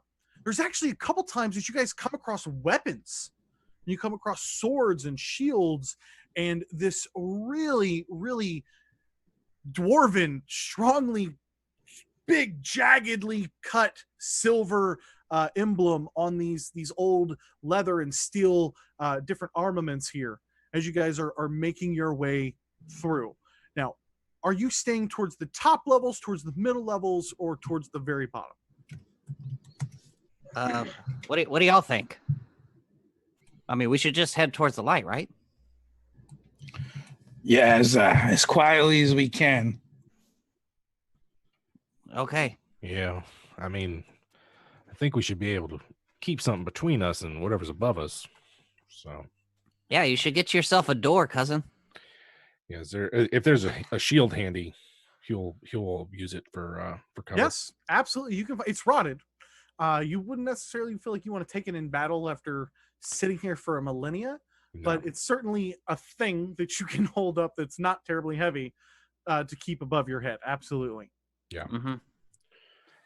But I don't want to get necessarily too close to the light. Like, can we get to a point where we're sort of in visual range of it, but not necessarily right up on it? Sure. And you guys are not to that point because it's like miles into the city. Gotcha. This thing is just absolutely massive. It's its own world down here. It's amazing that something this grand would be sealed off by just one set of simple doors, really. And as you guys are making your way through here, give me an idea who's leading, who's directing, who's following up behind, etc. Give me some idea on what's going on here. I guess Roscoe will lead, kind of using Huell's light to guide. Okay. And Dr. Hill? I will take up the rear. I'll get the crossbow out. Okay. And then I'm pretty in the middle, and again, like that kind of testudo formation. Like the shield's pretty big, and we're only small, so it's probably big enough to shoulder me and maybe get some partial cover for the others as well. So kind of moving like a little unit through the underdog. Absolutely. So if if Roscoe is leading, Roscoe, go ahead and give me a.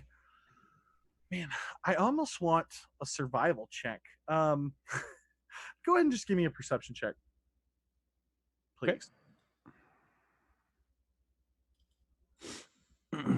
13. Okay. So it's not long as you guys are kind of trekking through here towards the light that you notice two things. The first is the sword under the wraps is beginning to glow bright enough that it is giving off a faint light through the triple wrap of the muslin that you have it wrapped up in. And the second is that you hear a little skittering coming from a nearby building. And I'd say nearby, like probably second level across this street. You said the second level across the street? So it sounds like as you guys are kind of making your way through, and you can see the windows are gone at this point. Any windows that they have, there's no glass. Not all the windows even had glass, and they just had kind of these wooden shutters put on them. And so you can, as you kind of pass through one of the windows, you're checking, and you guys are constantly looking, and you can hear kind of like maybe mid-level across the street, catty corner in that building. You're hearing a little bit of skittering. Not like it's trying to terribly be quiet. Okay. Yeah, I'll kind of hold a hand up like there and point over and be like, "There's something over there. Do you want to sneak around, or you want to do a bait and switch? I could draw it out." What did it sound like? Like a skittering or a shuffling. It's maybe like second floor, that building over there. Didn't sound like it was against stone. Sounded like might even be on the second level because it kind of gives that hollow wood sound. If you know. Right. Yeah, I think it's up. I think it's up on the second floor. Could be a trap. They do abound. Yeah. Or a half trap. Well, that's half a trap is still better than no trap. Or I don't know. We should try and avoid it if we can. I mean, that's the best thing about knowing about a trap is knowing about it. True. Yeah, I think avoiding it's not a bad idea. I mean, it's probably not friendly if it's down here. It's either a spider, a hooked whore, or a, I don't know, like undead dwarf, like skeleton person. Or it's It could be, Shatilra. yeah, it could be Shatilra. Yeah, oh, don't say that. It makes a really loud noise. They're going to know Can't where say we it are. around like that. I bet it can hear you after you say its name. Yeah. Oh, come on. You think that, Huell? Really? You know they can. That was one time that was the actual case. That one time. Never hurts. It Call can it happen something once, else. it can happen again. You should call it like nameless horror or something like that. Oh, Yeah. Oh, that's a good title. Somebody should use that. Slithering nameless horror. Yeah. I think like maybe we'll just sit down a minute and see if we hear more what's going on. Yeah. See if it's moving around in there. Yeah. Before we go through this door to darkness over here, let's just have a seat. So yeah, absolutely. You guys kind of were like, you've been just kind of going through these buildings like back to back to back to back, but like, let's just hang out in here for a bit. And when you kind of look around, you realize that the building you're in now is kind of nice. You can actually see little remnants as you take time to kind of search the floors in here. There's remnants of silver. You have some silverware and silver plates, and there's, a pitcher over here, and there's all these different little trinkets and knickknacks, and the thimble. You're like, oh, crap! Kind of dig the thimble out. You're like, that's silver.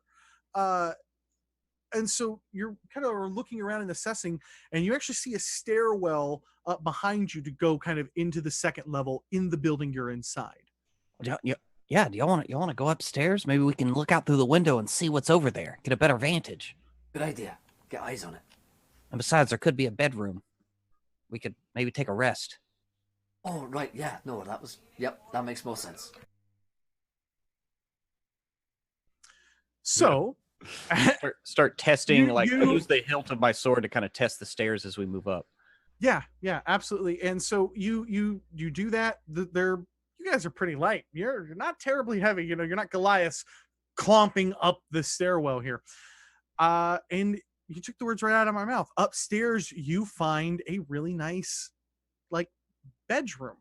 It's so nice, in fact, that the bed, not the sheets, not the bedding, not the feathers of it, but the actual, like, polished wood has been, coiled up with silver as well, with inlays that it's actually kind of stood the test of time fairly well. There's enough moisture here in the cave that it hasn't really cracked terribly. It's not great, but you're kind of realizing, like, this is kind of swag. This is nice. This is high end. Whoever lived here previously probably was fairly well off. Grindlebrew, your people really did build things to last. That's right, we did. Yeah, this bedroom's nice. Too nice. Yeah, when no one's looking, Huell's gonna nick some silverware. Yeah, who lived here? I wonder. Maybe noble dwarves, or, these mines were really rich. I mean, just filled with silver, and that's a reason why we got so much materials rounding up there. But back in the day, there had been even more of them, just the holes flowing with wealth, and this was probably not much wealth to people at the time. It's probably just a... What was that? It's probably just a... I hear someone. Do we hear that coming from the building across? There's another stream happening. Braso wants to investigate. I can hear the ghosts of the spirits that were once here. I'm kidding. What did you say, Dave? I would investigate this room, thinking this is kind of posh and lavish, like you said. Maybe they left something behind, like a little safe or something. Yeah. So you're kind of dig through here, and you don't see anything like a collection. You check. It actually does have like a closet room for clothes. At this point, 1,000+ years later, they're in tatters. They weren't able to hold up. You don't see anything in particular that you can grab that might still be valuable. You do notice a very wide painting of a dwarven family kind of sitting up regally, but it's almost too hard to even make it out. You can kind of make out the pictures. Like, did you guys see that restoration of Jesus, the Jesus painting? Kind of like that. So I don't care about the painting. Before the painting. I want to move the painting aside because I think that's what someone would say. You move the painting aside, and there is no safe built into the wall either. Damn it. Dang it. As you guys are peering across the street, you're hearing kind of this it's gone from this kind of skittering that you initially heard, Roscoe, to now the sort of like thump. Like maybe, and then you hear like something's been kind of slid across a wood floor. But across from the building across? From the building across from you. And how far away is it from where the window we're looking at? How far is that between the two? Pretty close. Maybe 15, 20 feet from your room into their room. I mean, it's really close. I so want to. You want to jump? Yeah, I so want to, but I'm not going to. By the way, how long have we been in this house? Do y'all want to actually take a short rest while we're here? Yeah, if it's safe, I could that'd do be it. good. And if we're just keep quiet and just kind of keep a lookout and try to see if we can, I'll be like Roscoe almost the whole time is going to be looking through the window, trying to see into the next building to see if he can see what's making that noise. There's tattered bits of cloth kind of draping over just a little bit on one side on this couple of windows here. So you've got a good section, but the problem is it's so damn dark in there that you're really having a hard time seeing without just shining a light. Now you could shine a light because it's that close, but you're obviously not trying to do that. So as you're peering across, you catch just the glimpse of something, and it was gone in a flash. It looked like this yellowish green translucent just shimmer. We could pull the old light trick again. I could throw a dart over there, actually stick in a wall, maybe. I don't know. What do you think? Of course, this would be at the end of the rest. I mean, that's as good as plan as any. Better to Dude, have that lie be somewhere else than holding on to it. Yeah. Cousins, Grindlebrew. You think that's a ghost over there? Could be a ghost. Could be. A ghost? Oh, I've never seen a ghost before. I only saw one ghost. It was my former master, and it scared the shit out of me. I'm Then I not- realized he had just smeared a bunch of of glowing jelly on his face, and he was having a go at me. And I ain't afraid of no ghosts, but Grindlebrew looks very afraid. But you know, it could be. what's that? Shatelra. Oh God! It could be one of the victims at Shatelra. Oh, Could God. be. Ate and Right, I killed. think. And it's out there, restless, wanting to eat Oh. dwarves who come down here. I mean, that's what That's the why- tales say. I don't Isn't that what they believe them. tell y'all? I don't believe that. I mean, that's just crazy. While we're short resting, Huell's gonna cast detect magic and see what he sees. He's gonna squeegee open his third eye, see what he sees. Interesting. As you cast detect magic, you notice that across the hall, across the street into the second room, you get something that kind of lights up and gives you that little tingling feeling. Huell's gonna position himself. He's gonna close his lantern. He might even snuff out the wick on it. Position himself near the window, so he's not like next to the window, but can easily see out it, and is just gonna give himself some time as he tries to take in what he sees. Okay. You can't see it directly, and you're getting this sort of enchantment magic back off of it. And it appears to be several feet back and pushed away from the window. Is it like an object or just the source of the enchantment? The object. Hmm. Well, that's awfully tempting. Seems like could be there as a trap, you know? Yeah. He'll just sort of like idly let everybody else know some sort of magic over there. What kind of? You know, it's like a charm or an enchantment effect. So, you know, could very well be that it's designed to entice curiosity as it leads into a trap or some kind. I think I could probably bring it over here with a little telekinesis, but is that what we want? I mean, it could be if they, if everybody's done resting. I think we should move on forward. Leave it alone. Oh no, I mean, I'm saying move forward. I think we should check it out. But you know see. me. I know you, Roscoe. I just want you guys to know I'm not laughing at anything you guys are doing or setting up for a trap. My dog just totally fucking ran into the door. I just want to let you know that I'm not laughing about this magic item. Let's go check it out, Roscoe. I'd rather deal with an enemy than leave one behind us. Yeah, that's He a says, good having point, left a bunch Cousin. of enemies behind him. I feel the same way. As long as they're directly behind us, not up and back. I don't want to do the math on that many enemies. So What's 8 plus? Don't worry. Yeah. halfling squared plus dwarf squared equals hook horror squared. Right. So yeah. Do you want to try to see if you can pull it over here, Huell? Or do we want to try the dart thing and see if we can light up the room and see what's in there? I think I'd rather see what I'm You retrieving. know, Cousins, I got an idea for an invention. We don't got time for it now.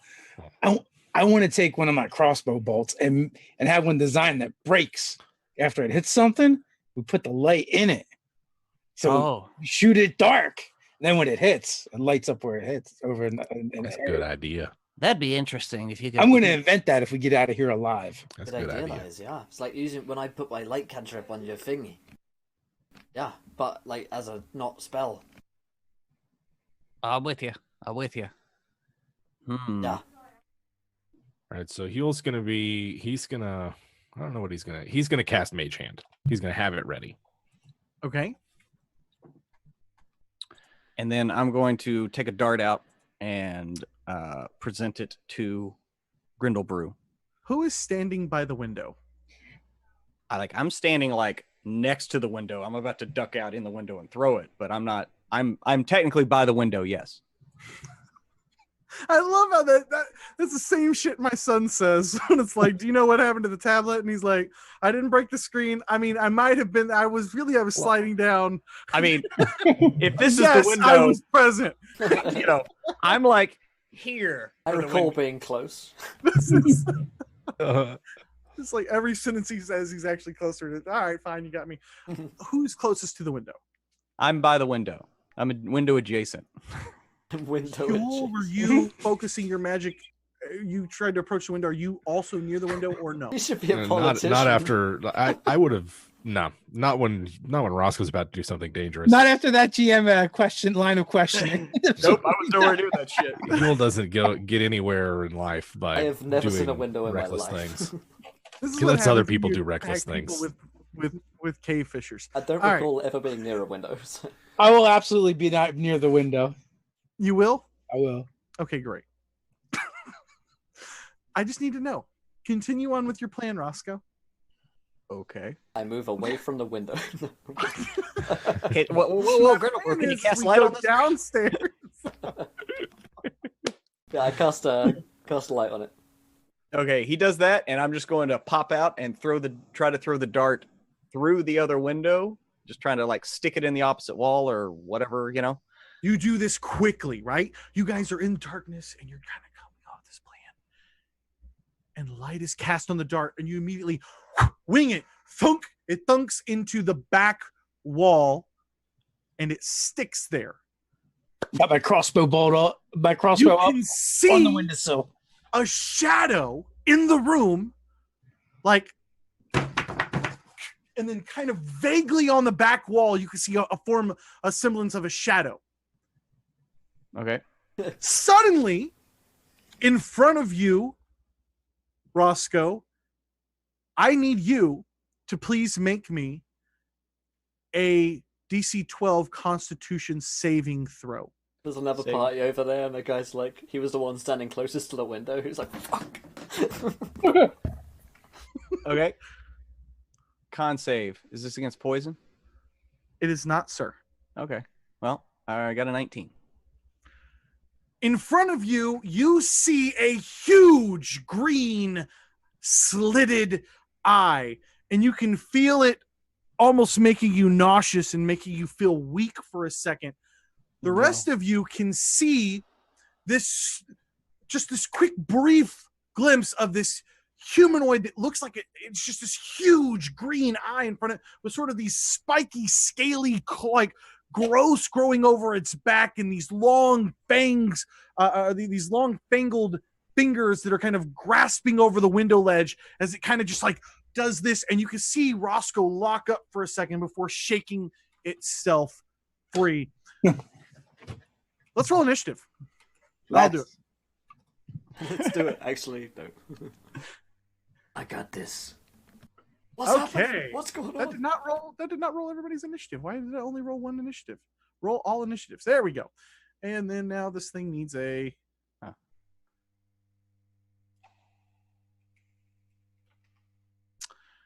I gotcha. Holy shit, a 17. Okay, so it's going to be Dr. Hill, Grindlebrew, this thing, Huell, and Roscoe. Dr. Hill, you react quickly. What do you do?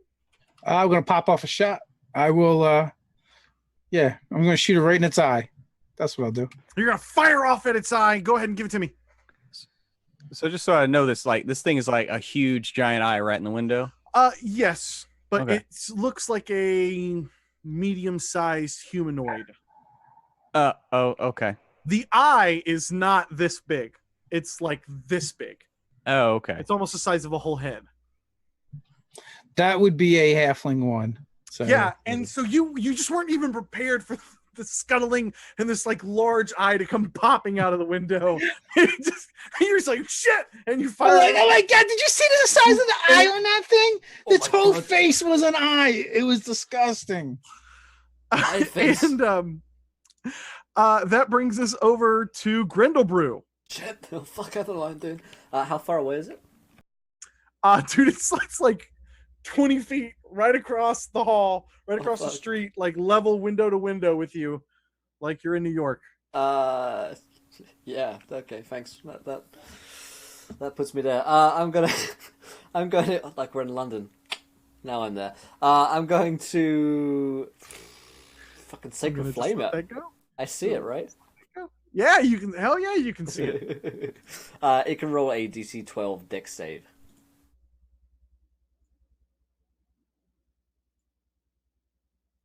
Yeah, the 15.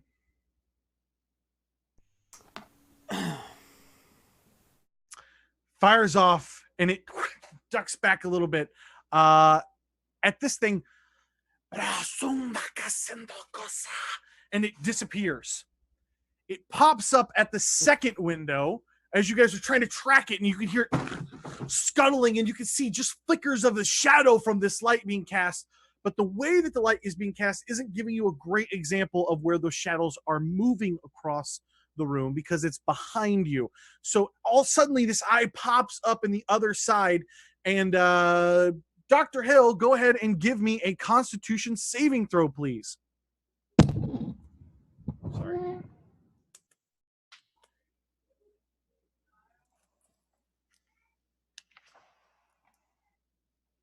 Yeah, absolutely. You see it lock eyes with you, and you kind of like feel like you're almost about to fall out the window, and you kind of just grab on very quickly, and then it disappears from the window again. Oh man, don't look at it, guys. That thing, like a first-person shooter. Hideous. Huell, you're up. So it's popped in the room that we're in, or it's still across the street? No. It's still across the street. So it went from one window to the other window, didn't attack, and moved away from the window. Gotcha. I'm ready in action to hit it with a ray of frost as soon as I see it again. Yep, Roscoe.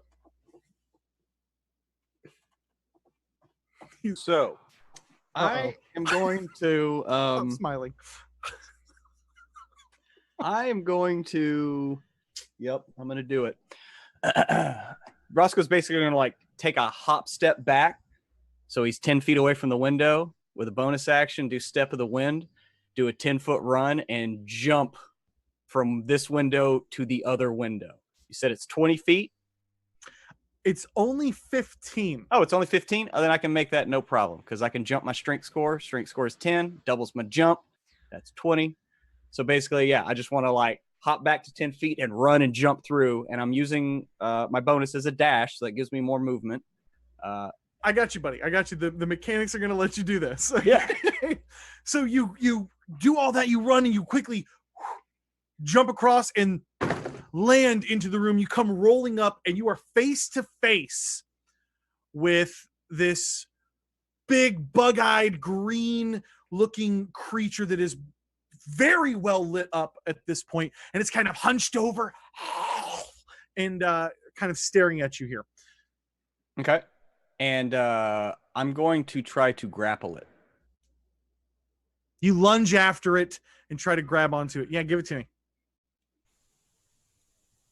So hey, there's a 4.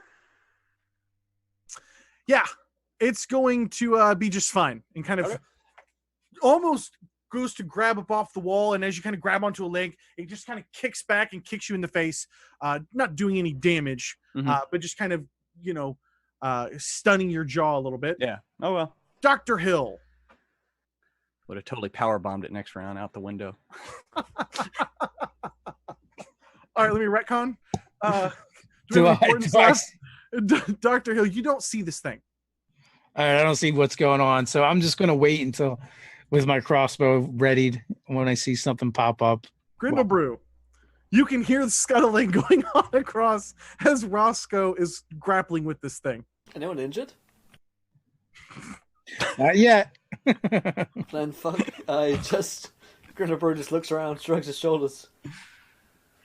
If I see it, I'll hit it with a sacred flame. Roscoe's always getting into scraps he can't get himself out of because he jumps across buildings and such. We can't follow him. I'm not quite sure what's going on, honestly. If I see something, I'll fight it. And I'll ready my action.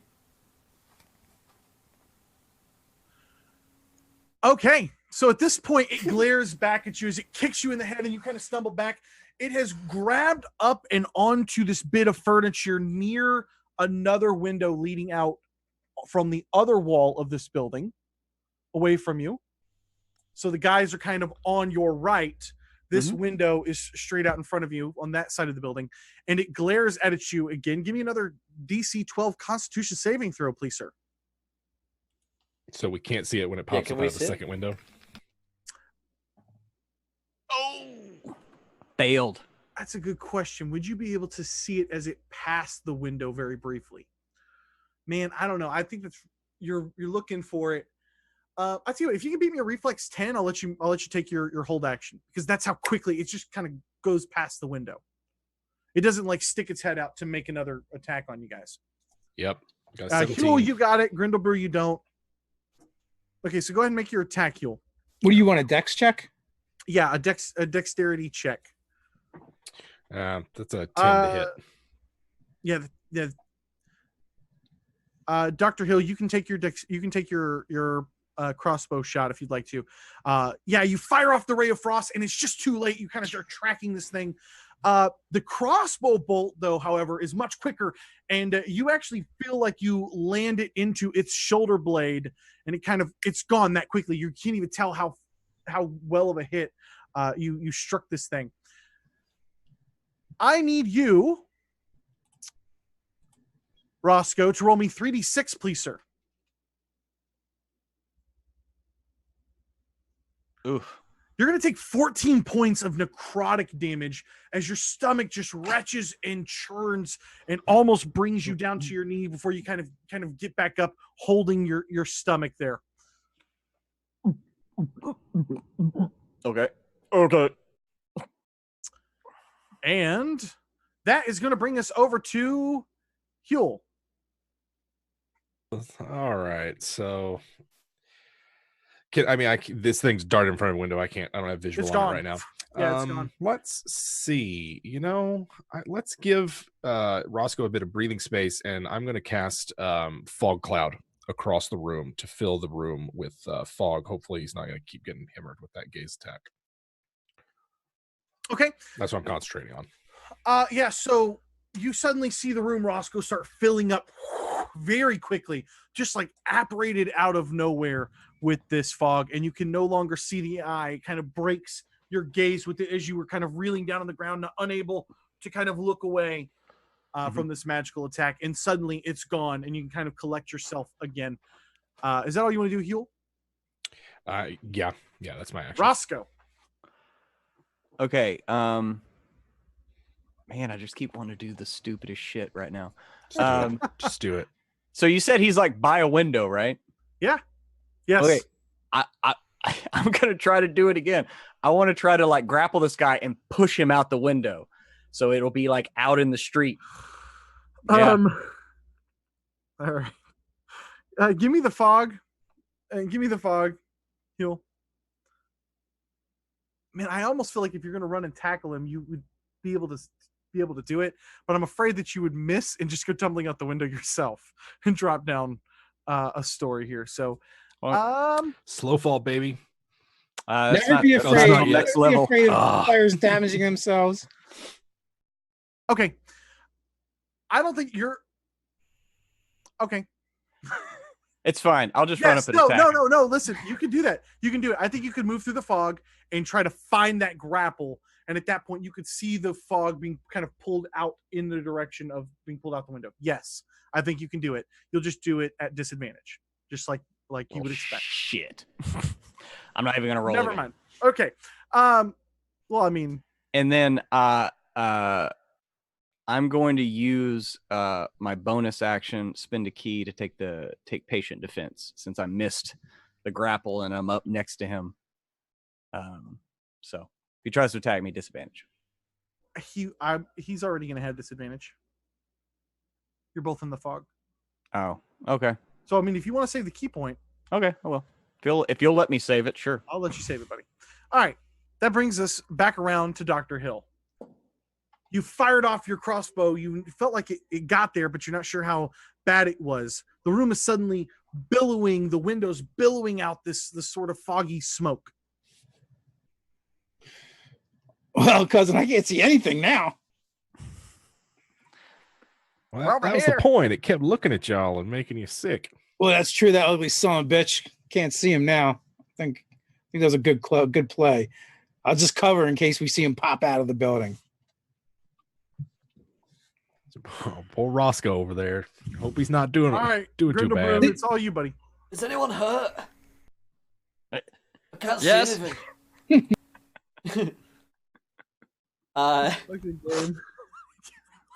That was for my turns. Pangs of a life cleric. Yeah, I'm gonna cure wounds on Roscoe. What's cure wounds? I can never keep it straight. I always thought it was 1d8 I plus always 1, but forget. I don't think It's D8 plus D8 plus your casting modifier. Can you do that at range? No. How far away are you? That's a good question. I'm in the other building. No, that's a touch spell. Yeah, it's a touch. In that case, I'll do healing word on you, which is for my. I don't think you can, my friend. I think you have to be able to see him. I think. Oh, yeah, if I can't see hate you at all. agreeing with him since I need You're help. literally just looking at two windows that is lit up very well with this bright kind of yellowy light fog kind of on one section and just smoky fog billowing out into the just utter blackness beyond this room. Okay, then fuck. I hold my action. If I see him pop up, then I will heal Roscoe. Okay. This thing is going to just lash out at you in the darkness at disadvantage. So I'm going to do this a couple of times here. This is the first attack, natural 1, so don't need to roll that a second time. The second one is going to be a not very good as well. So yeah, absolutely. With that disadvantage, you can kind of see it lash at you and you're quickly reacting over to one side. And then you hear a little bit of a screech and then you no longer hear anything in the room. Okay. And it's I don't see it anywhere or anything. Nope. You just saw a couple of claws, kind of like maybe kind of the figure of the body, and you feel like maybe it moved towards the window. But you no longer hear it anymore.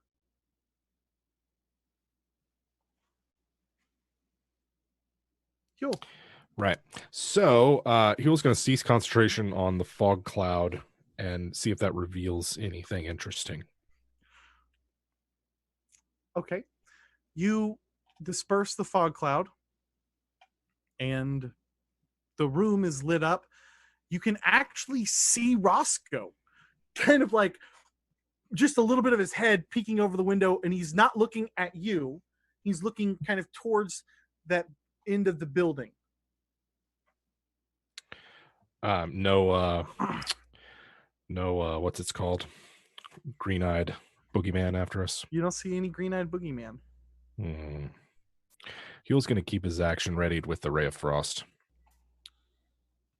Does Grindlebrew's ready to action go off?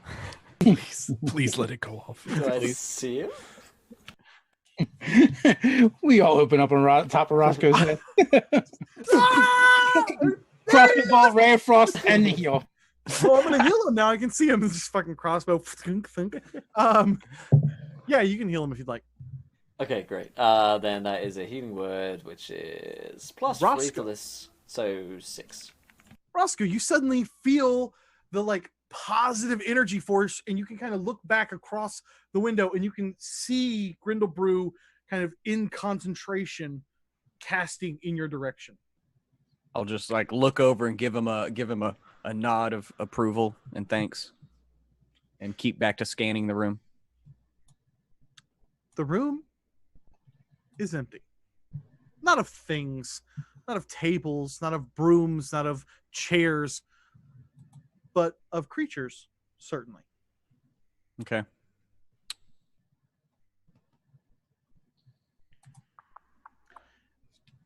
And at this point, I'm going to break combat. How's it going over there, Roscoe? I think it's gone. Did you get him? No, no. I gave him hell though. He was on death's door. And Roscoe The only will fucking go, damage you took was the cross. We're the most fucking incompetent people. yeah, he's bleeding. And Roscoe will go back in the other room and pull the dart out of the wall that has the light on it. Every he'll combat is a Pirates put of it the back. Caribbean scene. Yeah. And he'll put it back in its sheath to hopefully cover the light back up. It's giving off a soft glow. It's not completely dark. And also the sword is continuing to give off this kind of purplish glow. You notice that as you've moved closer and closer, it's gotten a little bit brighter, it seems. Okay. But that's it. You're left in a room. Now, this room looks magnificent and empty. The room has these beautifully carved shelves all along the room. There is a table with this sort of iron circle that is empty, like maybe it held something. There's broken glass on the floor with bottles and cork stoppers that have since rotted away, hundreds of years ago. There are a small pile of books left about in sheets that have tattered and torn and are kind of spread out among the floor as well. I've been around Huell stuff long enough to know this is some kind of scholars quarters, or some wizard or an alchemist or something. Someone real smart used to live here. Yeah, Maybe that and creature was, his pet or something. It could be, and I'll just kind of yell that. I'll kind of yell whisper that across the. Yo, whisper. I got you. Hey, Huell, you don't want to see this. There's Well, stuff in here. Huell will want to see it. I can't jump across windows like you can, cuz. So I think you could just take the stairs. I could probably take the stairs. I've just got access down here. It's quite nice. Actually, got a little lift. I'll take that. well, that's all right. Let's follow Grindlebrew then, and he'll make his way out. And he's keeping an eye out, though. He doesn't think that there's any. This thing isn't driven off. In my headcanon, the staircase has one of those mobility lifts, and Grindlebrew's on that, and he's just going walks down faster. Like he presses the button, he slowly slides down. Well, you better watch out when gremlins get in those things. It gets dangerous. But Huell doesn't think this thing's been driven off just yet. But if the group is going across the hall or across the street, then he's a team player. And Roscoe will check. I assume that there's a door that goes out. Try to look for a staircase and make sure that there's nothing downstairs waiting on them on the inside. You creep down the stairs as the other guys are kind of trying to move quickly to get over to you in case whatever that was is back.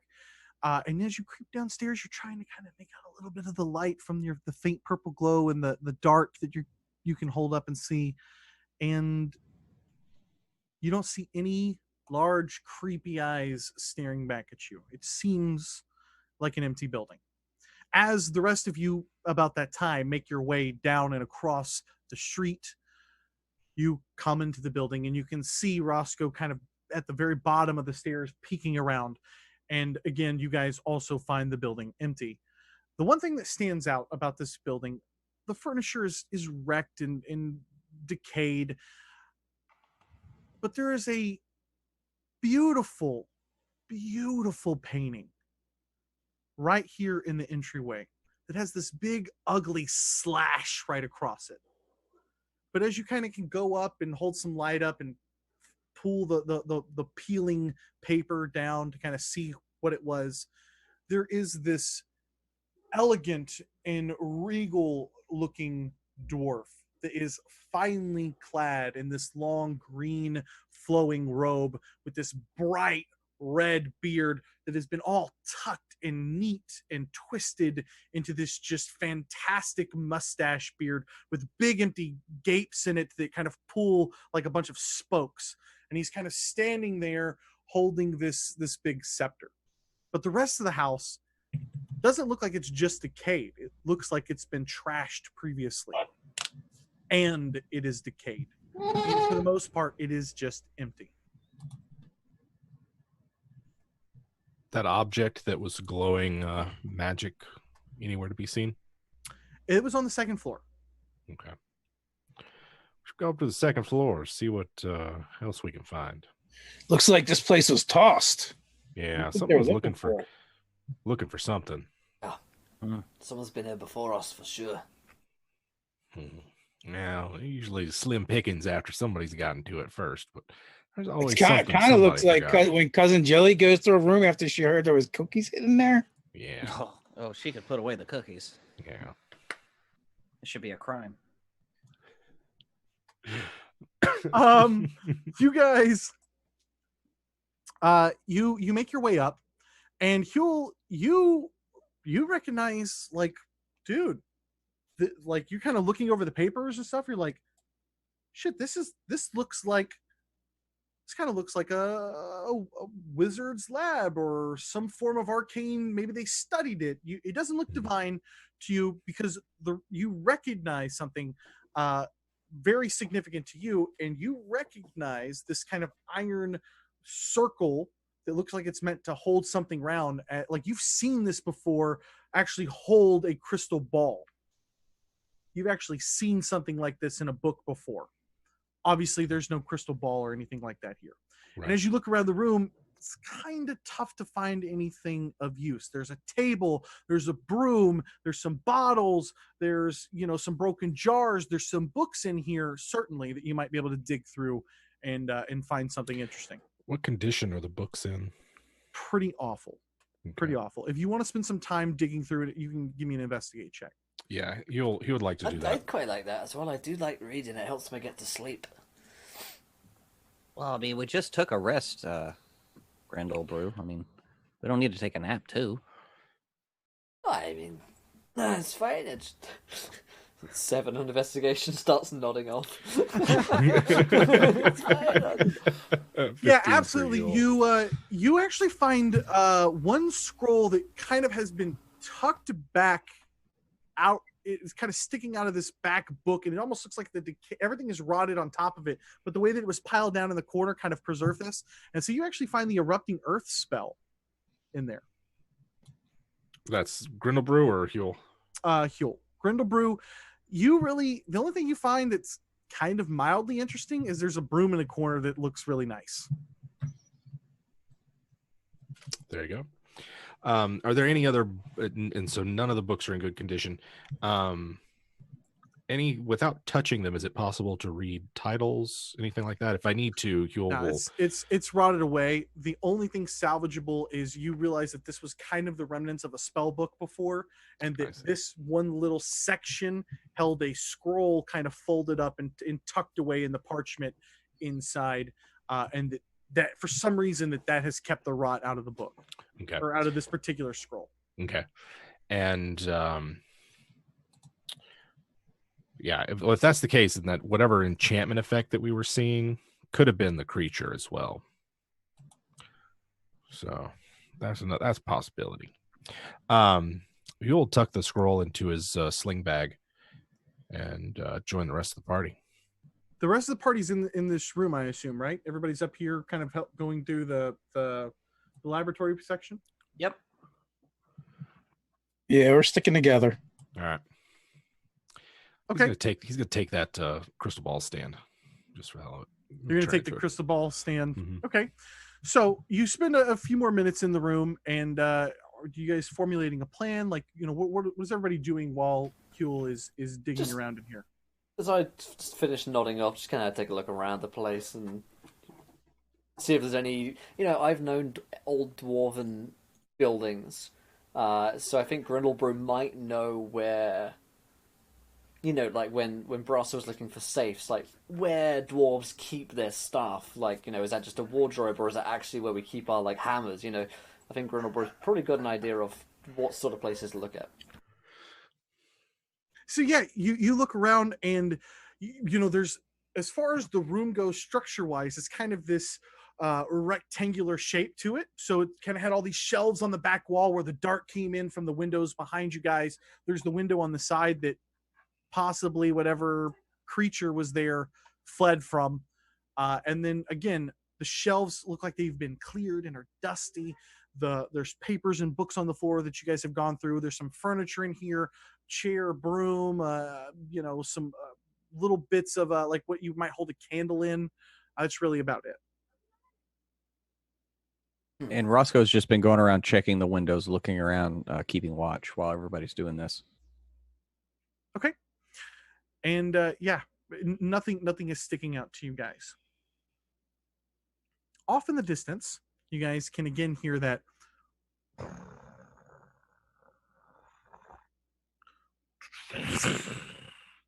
almost like a building was knocked down. Does it sound like it's getting closer? It does not sound not necessarily like it's getting closer. It does sound louder because you might be closer to the origin of the sound, but not like it's moving towards you guys. Okay. Well, if we're done looking around here, I think we should try to get this business done quickly as possible. Agreed. I don't like Can't argue with that, cousin. So, this upstairs here, anything else, any doors or any other walkways or anything leading out? Oh, you're asking me? Yeah. I'm sorry. It almost sounded like you were in your roleplay voice. So Oh, my bad. I might have slipped into it. Yeah, there's no additional walkways out. If you look out the window that this creature you believe leapt out of, it kind of goes down into the street, and then there's another building like across, but it's it's to another street going the other direction, right? Yeah, I mean, I kind of feel like there's probably something secreted away in here, but we might spend a long time rooting around. I don't mind. There's not much but- here, I don't think. I mean, we could just... I mean, the rumbling sound is out there. Out there. Well, There's so many monsters in this place too. there's so many monsters. So many monsters. I think we should stick to this, these buildings still. At the very least, whatever's rumbling, like, gonna have to make a lot of noise before it gets to us. Yeah, we should get going, and I'll just kind of like pull like the wrapping that's the sword, just so they can see it just glowing purple through the wrappings. Absolutely. If you unwrap it at all, like it's gonna, like, at this point you feel like, damn it, this is gonna light up. It is reacting. The closer and closer you get to this purple glow. Yeah. So we should we're gonna be lit up like a beacon. We're gonna have fishers coming after us the whole time back. So Cousin, why don't you unwrap it a little, and while we're in the building, of course, and have us and look at it, see if it looks physically different. Okay. I'll Roscoe will just unwrap it and still hold it like with the wrapping, trying not to touch it. Like you did last time. Yeah, I understand. And so, yeah, it lights up this room, and it's a very, very, very bright light. So everybody go ahead and give me actually, let's do this. I'll take from Grindlebrew and Huell, I'll take a perception check, because Dr. Hill and Roscoe, you guys are talking about the sword specifically. Big Okay. 10. Yep, you don't really notice anything in particular, but this room does light up in a big, strong purple glow from the sword. And it is sheathed in this sort of writhing, purplish, wavy-like energy. And it doesn't look shitty anymore, right? It still looks shitty. And it still looks okay. Proper adjectives. Cousin, how does it feel? Uh-huh. can I will like reach up and grab the hilt of the sword with like the blanket and kind of move it around, see if it feels any different. Like, Balance. is it balanced? Is it humming? Is it, has it gotten warmer or anything? It doesn't feel any different, but it is sheathed in this sort of energy. It doesn't feel lighter. It doesn't feel more balanced. It's not giving you any sort of tingle when you hold it. There's nothing, there's no magical energy that's kind of flowing up into your arm. Still feels like a sword, like a pretty crappy sword, to be honest with you. Mm-hmm. But it is sheathed in this glowing energy at this point. Yeah. It should have been named Purple Bringer. Yeah. Should've. We should get somewhere safe. I can see something about it. I mean, remember Roscoe? I never even looked at this thing before, so people kept taking out my hands right when I was trying to get at it. I thought you were gonna check it before we came down here. I even remember saying, "Hey." Nah, we got lit instead. So. Oh yeah. Oh yeah. He was also going to check it before we left the town. Well, so yeah, if you want to someone took it from me before I could look at it then. Well, yeah, if you just want to, what do you need? Like 10 minutes? About 20 minutes. 20 minutes? Okay. I'll keep a lookout. Yeah, well, let's get on maybe the ground level or something. An interior room if there is one perchance. Yeah, so the light isn't seen? The light isn't seen. Gonna have to open my lantern all the way, you see. Yeah, you're a smart one, cuz. So you can go downstairs and find a room that is pretty kind of closed off.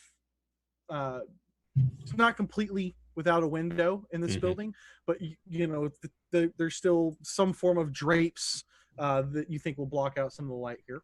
Okay. Yeah, we have to stuff a cloak under a door or something like that. And Huell's going to cast both. Huell's going to ritual cast both detect magic and identify, and see what we can figure out about the sword. He's going to lay his mat out. He's got his copper bowl and his ritual dagger and some mushrooms he found, and he's going to call the corners and all that good stuff and see what the fates don't tell him. When you cast detect, when you finish your first ritual, which is detect magic, you don't get anything from the sword. Nothing. But you feel that same, almost like if you audiated it, pinkish, purplish type energy coming of enchantment energy coming from almost directly above your head in that room you guys were just in. Okay, so it's still up there. Something is still up there. All right, I'll let them know, and then I'm going to identify the sword as well. Okay. So I'm still up there. I'm going to tell you right now, as you go and you're trying to identify this sword, you're not going to be able to.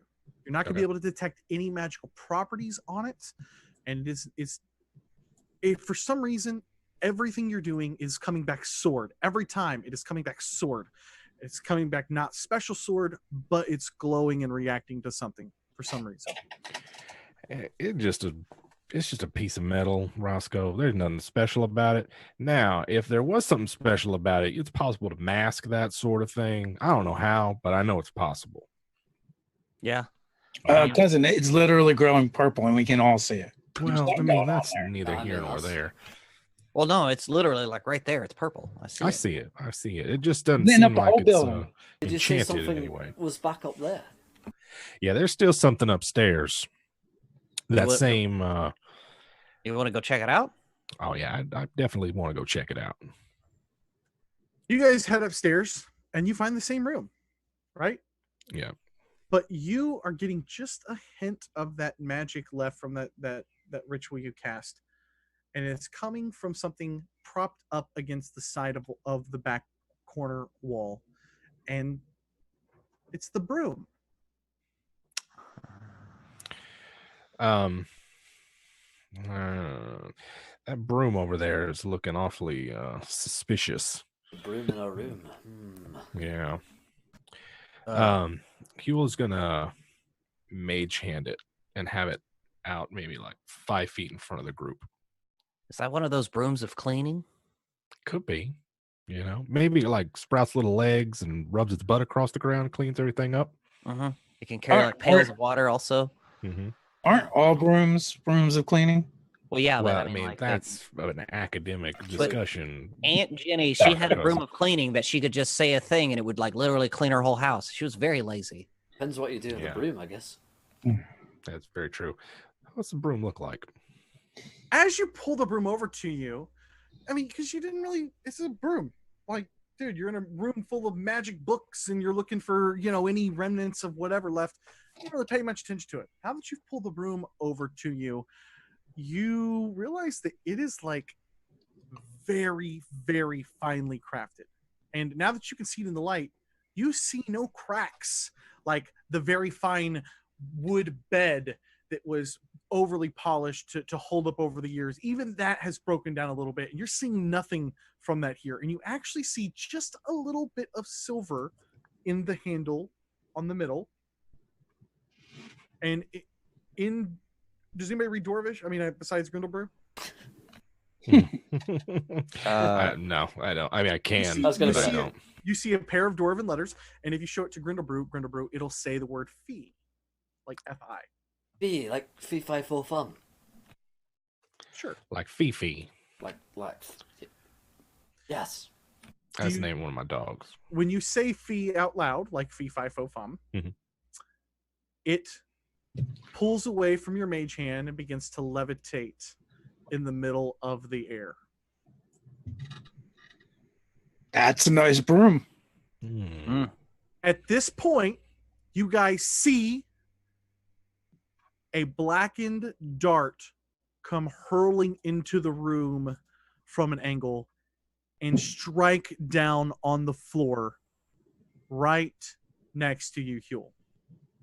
And that is where we're going to end the game this evening. I God. think that's an anti-monk and an anti-cleric move. Yep. The opposite of the light dart. Those sons of bitches. Very clever.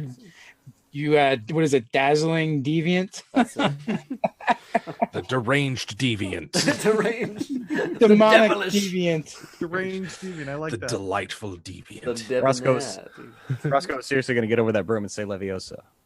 Yeah. It's Leviosa. Leviosa. Leviosa. Not It's Roscoe. cursed. Once you try Roscoe. and get on it, it's just gonna start beating you around the head and neck. That's on Nimbus 3000. It's Kofivi Roscoe. Kofefe? Fifi. Oh, Kofifi? Jesus. You guys are on a halfling Quidditch team. Yeah. Yeah. He's in the country Great club. stuff, my friend. There we go. All right. Beautiful. Well, my friends, that's what we're going to end tonight's episode of Save or Dice. Hopefully you guys enjoyed it. You can like the video, you can turn on the bell, you can subscribe to Save or Dice to watch more. You can watch us live every 7 p.m. Eastern here on Wednesday. Join us live. And of course, we've got to thank those sponsors, Fantasy Grounds and Dungeon Painter Studio. Fantasy Grounds are virtual tabletop of choice. The maps that you've been seeing today, with layers, of course, being used on the virtual tabletop Fantasy Grounds, created in Dungeon Painter Studio. So another big thank you to our sponsors who keep the show and keep us supporting the show. You can check all the links down below, of course. Is there anything we want to say or promote or shout out before we dive off it? Yes. First off, wow, with the just with the extra support tonight, guys. That's super cool. We really appreciate that. Thank you. It's a lot of fun. We Absolutely. really Yeah, appreciate just it. I really love the fact that Grindlebrew is being compared to a pink lantern in the chat. Yeah. Mhm. Absolutely, he is. What was the emotion thing that they did for a while? It'd be the love or whatever. I don't know. Yeah. Yeah, that would be it. You guys, don't forget to check out Fury, by the way, on Mondays. 'Cause Yes. That game is, dude, it is getting crazy. So if you're not kinda watching nuts. Fury, you should catch up with it. And It's I pretty apologize on behalf of Nerdarchy in advance for the dad jokes and bad puns. Mike seems to be handling it well, though, I think. I heard they had a little Okay. breakdown on one of their sessions. Great So that's stuff. all I Well, got, guys. if that's all we've got, Yeah. my friends, then we'll sign off and we'll see you guys same time next week. Thank you for watching Save or Dice, and until next time, stay nerdy. Stay nerdy! Ah, damn it! Oh, we almost got you. Good night, everybody. Later. Good night.